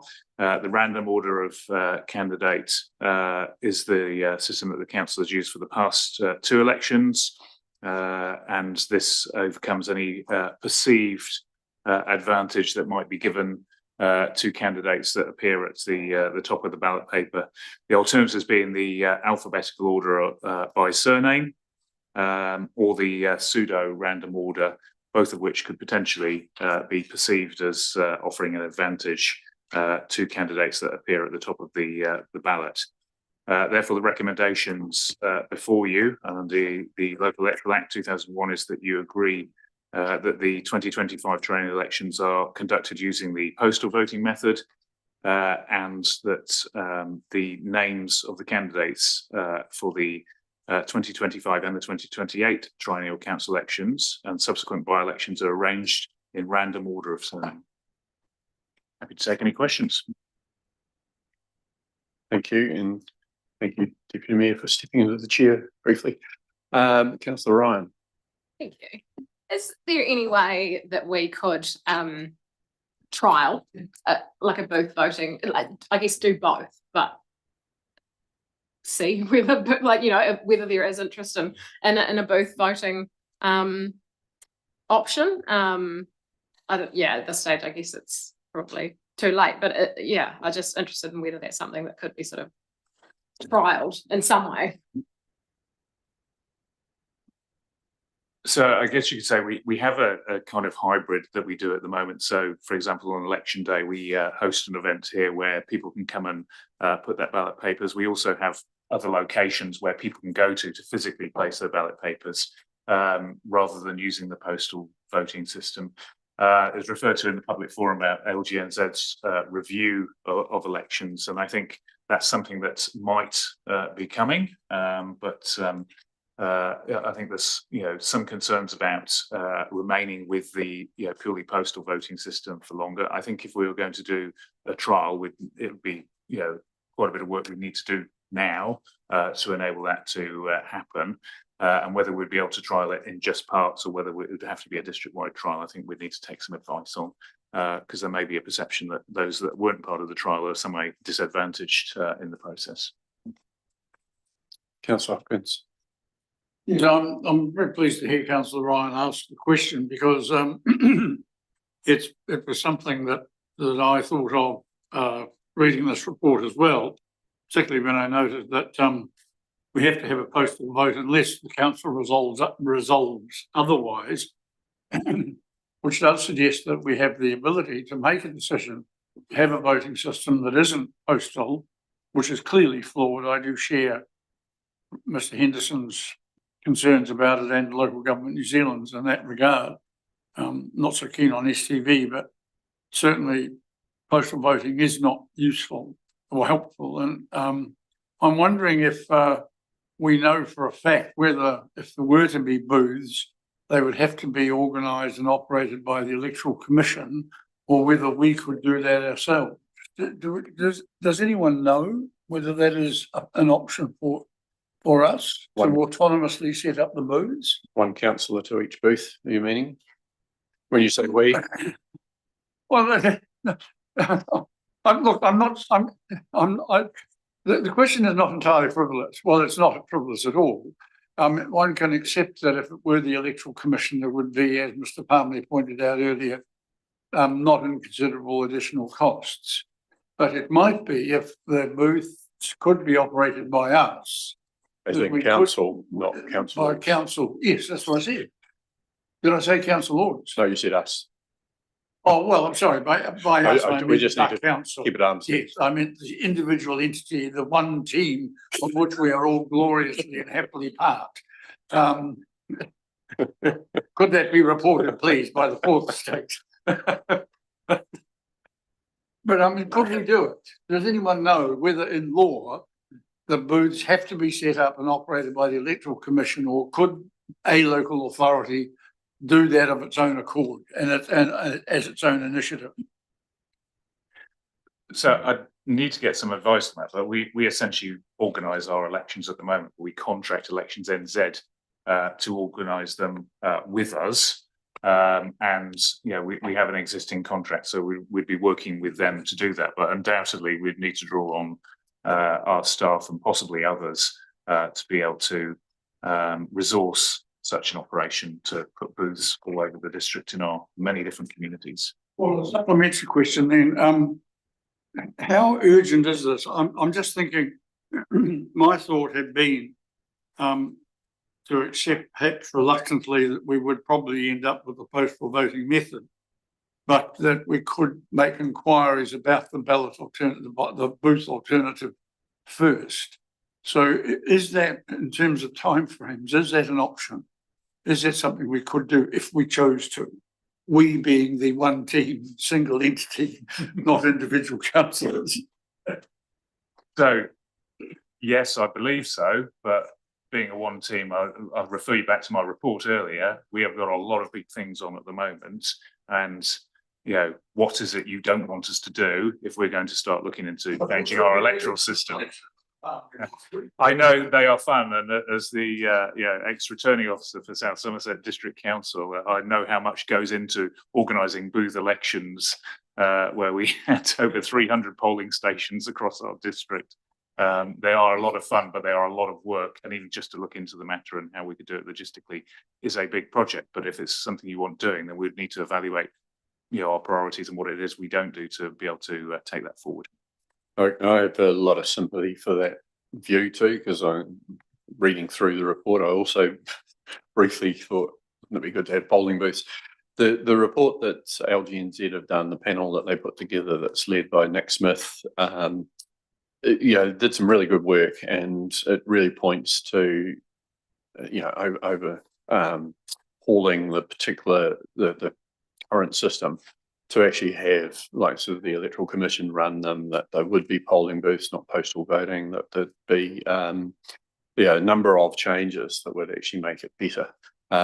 Just mention the online one because people do keep going back to that, and as Nick Smith said, it's something like 9 councils and 4 governments over the past years have said that they were going to introduce online voting, and none of them have, because the problems around security are too challenging. Postal voting has its own security issues, but you have to go around a lot of letterboxes to pick up people's votes, to pick up their papers, as opposed to online.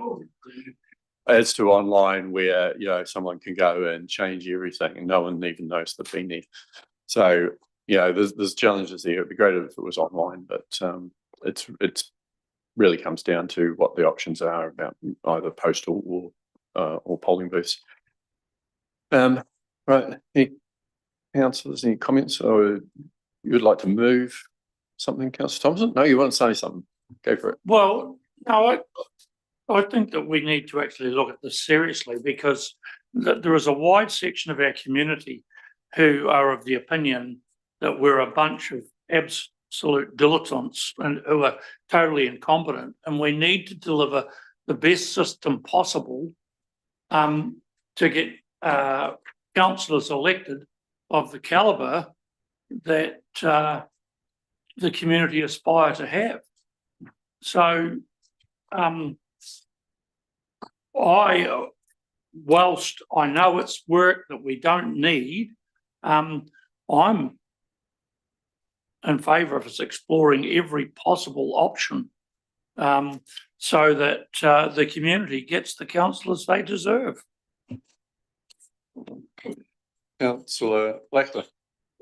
Oh, thank you. I just have three questions. The first and probably the most important one is which method will yield the best voter turnout?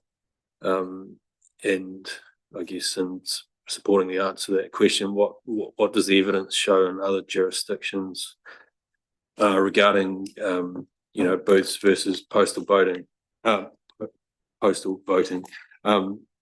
And then my third and final question is when we were compiling this information, what understanding was established around the performance of the current postal system and how this might or might not impact the method, and if there are issues, how are we going to address it?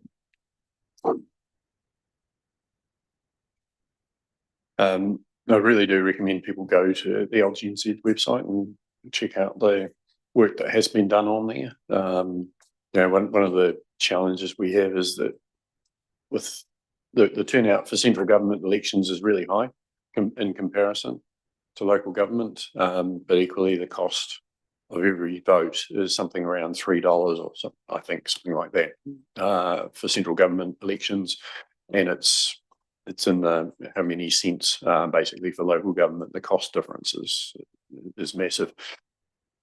Yeah, I definitely would like to see us go to polling booths because I think it would be much better turnout. The challenge is the workload and the cost to do that. My question to Mr. Palmley and officers would be, do we have to make the decision today on which process we want to go with, or can it come back to us at the next meeting with maybe a bit more information around what polling booths option might look like? I couldn't guarantee it would come back to you at the next meeting, given that the way the agendas work. So essentially, we start compiling the agenda for the next meeting tomorrow, and the report deadlines run up pretty soon after that. So that would give us days to do research and get costing. So I can't guarantee that. Clearly, if you delay the decision, that gives us less time to prepare. But if you want us to work with Elections NZ, our contractor, to look at that, we can do. In terms of what we're doing to mitigate the postal system, and obviously we can't fix the postal system, but that's why we have drop-off points for people who might be concerned as to whether their voting papers are going to arrive in time, so they can physically drop them off to us, and we can make sure that they get to be counted in time. In terms of other jurisdictions, I can only comment on the one I came from a few years ago, where in the UK they had polling booths and postal voting, and you could choose which one you wanted to do, and the election turnout was no higher than it is here. But obviously you don't know the counterfactual, so what would happen if you moved from purely a postal voting to a mixture of two.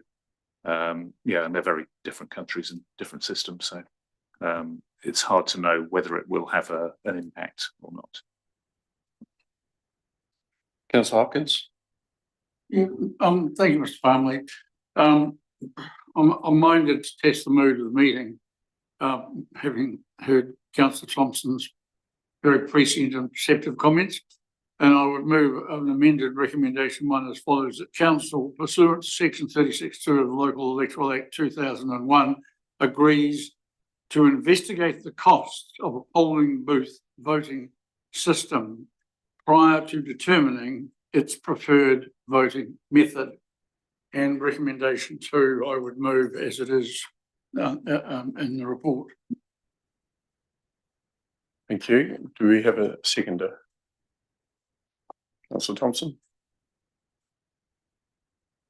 Any discussion on that?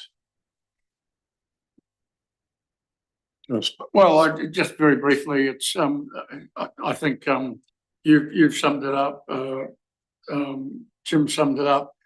I think, Elections NZ could give us some pretty quick,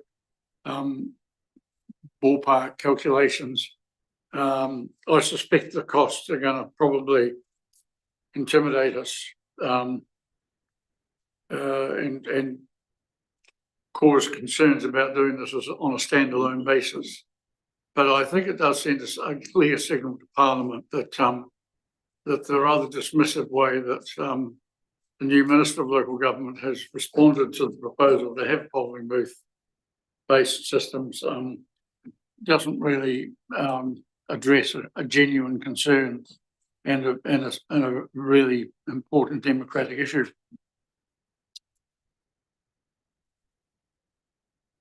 Councillor Holding. I think I won't be in support of the recommendation. I think we've heard this morning how stretched resources and time is, and we're still trying to balance our long-term plan budget. So I just don't know if our community would want us going out and spending more money on something now at this time. Councillor Ryan. Can I ask a question? Yeah, sure thing. Sorry.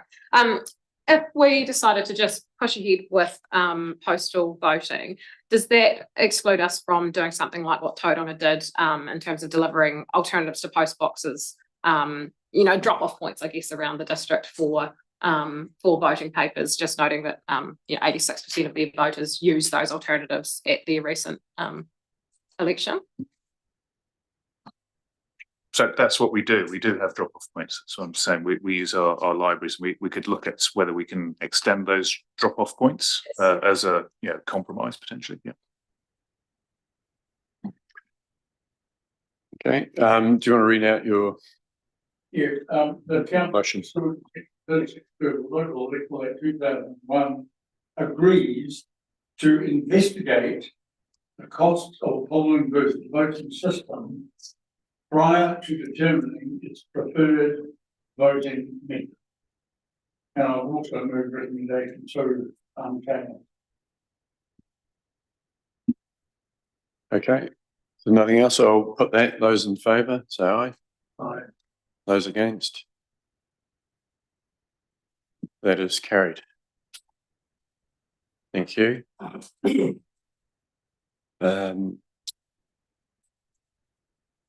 See how that goes. Councillors, now go on to the next item. So 6.5, the Waitaki Identity Refresh logo. We welcome Mel Jones to the chamber. And just check, Joe, do you want to say anything to start things off?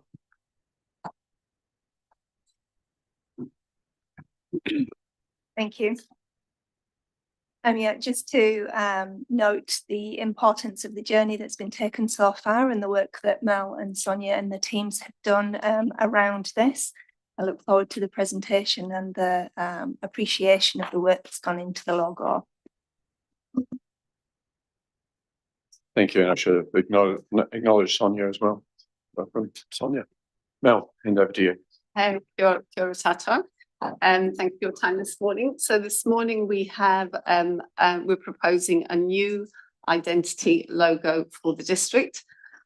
Two options have been pursued following the decision that was taken in December to relook at the logo, and this was because there was a potential trademark challenge with the Walkme Black brand. As context, this is all part of the Waitaki Identity and Story, which is a key platform of work within the Waitaki Economic Development Strategy, and which is about supporting our overarching growth ambitions for the district, but also importantly putting Waitaki on the map. We have been looking at two options, and we've worked with Ocean Design to do that. We've done the work pro bono. And we've had really good community feedback and also feedback from our key stakeholders. As you will see in the paper, we are comfortable with both options, and we've worked closely as we have throughout this project with Waitaki, the Runaka there. They are also endorsing both directions because they do align with the overarching brand positioning, which was developed as we did the strategic work for this project, which has a positioning of braided journeys, Whiria to Rireka. So both options align with the overarching positioning. Our recommendation is that we move forward with option one. Option one is a more classic look, if you like. We feel it's graphically strong, and Sonia might like to comment on this in a minute too. We followed the original direction, which was looking at a W as a way to summarise the district. And certainly when we looked at the feedback we had through social media, this was the one that seemed to be more instantly appealing to the public and also to some of our key stakeholders. The second option is, shall we say, more artistic. It's more symbolic interpretation and has more associations with Te Ao Māori.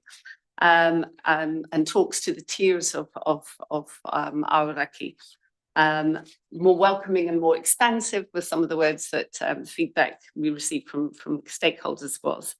However, what we have done is looked at the logo in context, and I think this is really important because first and foremost, we want the logo to work strongly on town signage and on gateway signage. And we believe that the option number one, the more classic, more upright logo does work better on signage. The signage work, just to remind ourselves, that is all being done in-house by Sonia, so we'll ask Sonia's comment in a minute. So that's an exciting project. It is going to be quite a time resource intense project. But Sonia has already made good strides forward on that.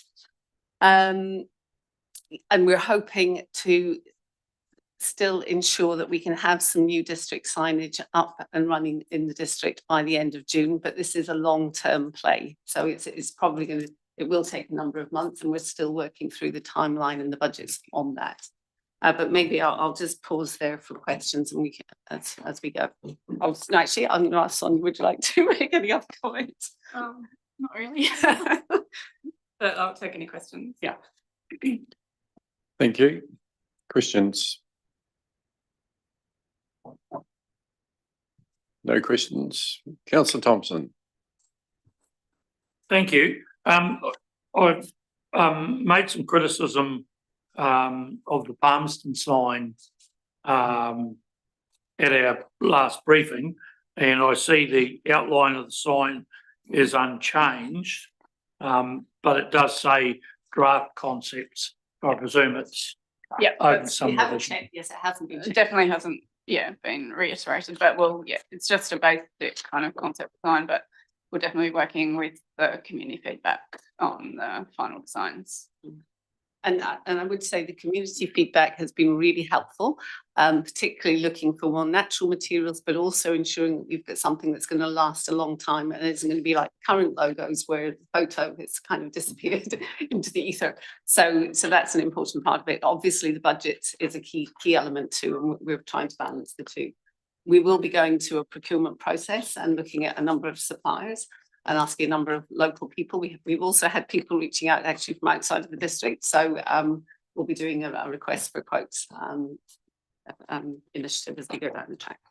I do notice in this morning's ODT, a Dunedin councillor, quite an expert on signage apparently. So maybe some advice could be sought from him or not. Any other questions, councillors? Okay. Councillor McCone.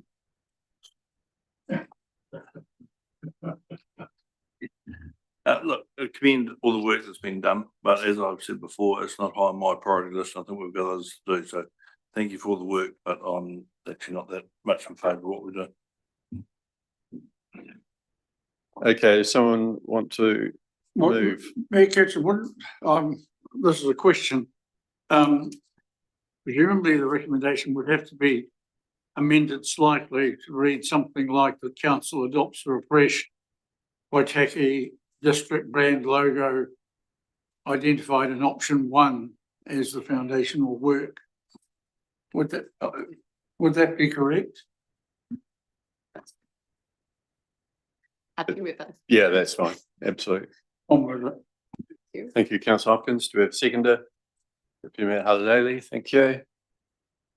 Speaking to it.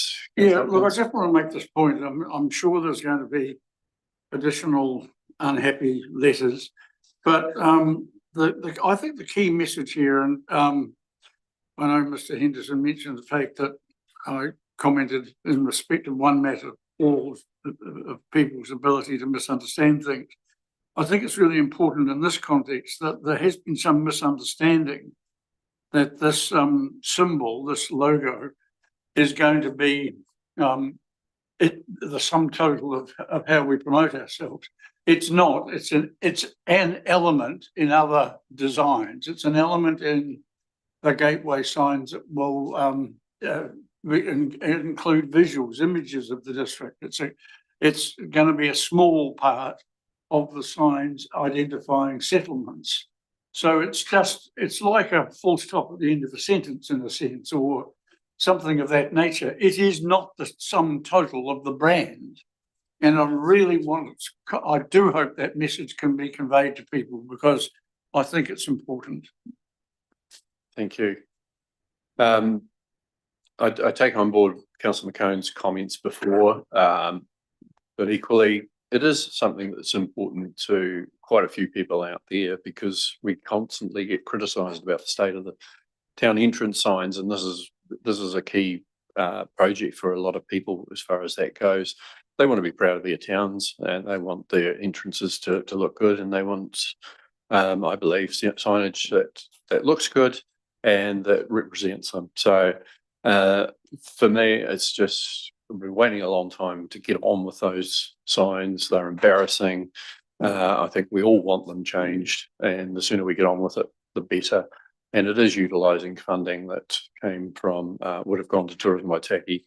It's not, we've been able to repurpose it basically. We could use it for other things as well, but I think this is important in the general psyche of the community. So I'm supportive of it. Councillor Ryan? Sorry? Councillor Percival, yes. Thank you. Oh, it's interesting to hear Councillor McCone and Councillor Hopkins, but this is a logo that will be predominant. It's not just, it's part of the marketing, it's part of the thing. So it's going to be quite predominant. But my personal opinion that neither logo clearly identifies any aspect of the amazing attractions or landscape of the Waitaki North Otago area. And that's, if you're a visitor and you see it, it doesn't hit you with anything. It's just a sign that you probably put on a watermelon to sell it. So the signage is terrific. I think it's fantastic and it will be great. But the logo doesn't do anything for me. Thank you, Councillor Ryan.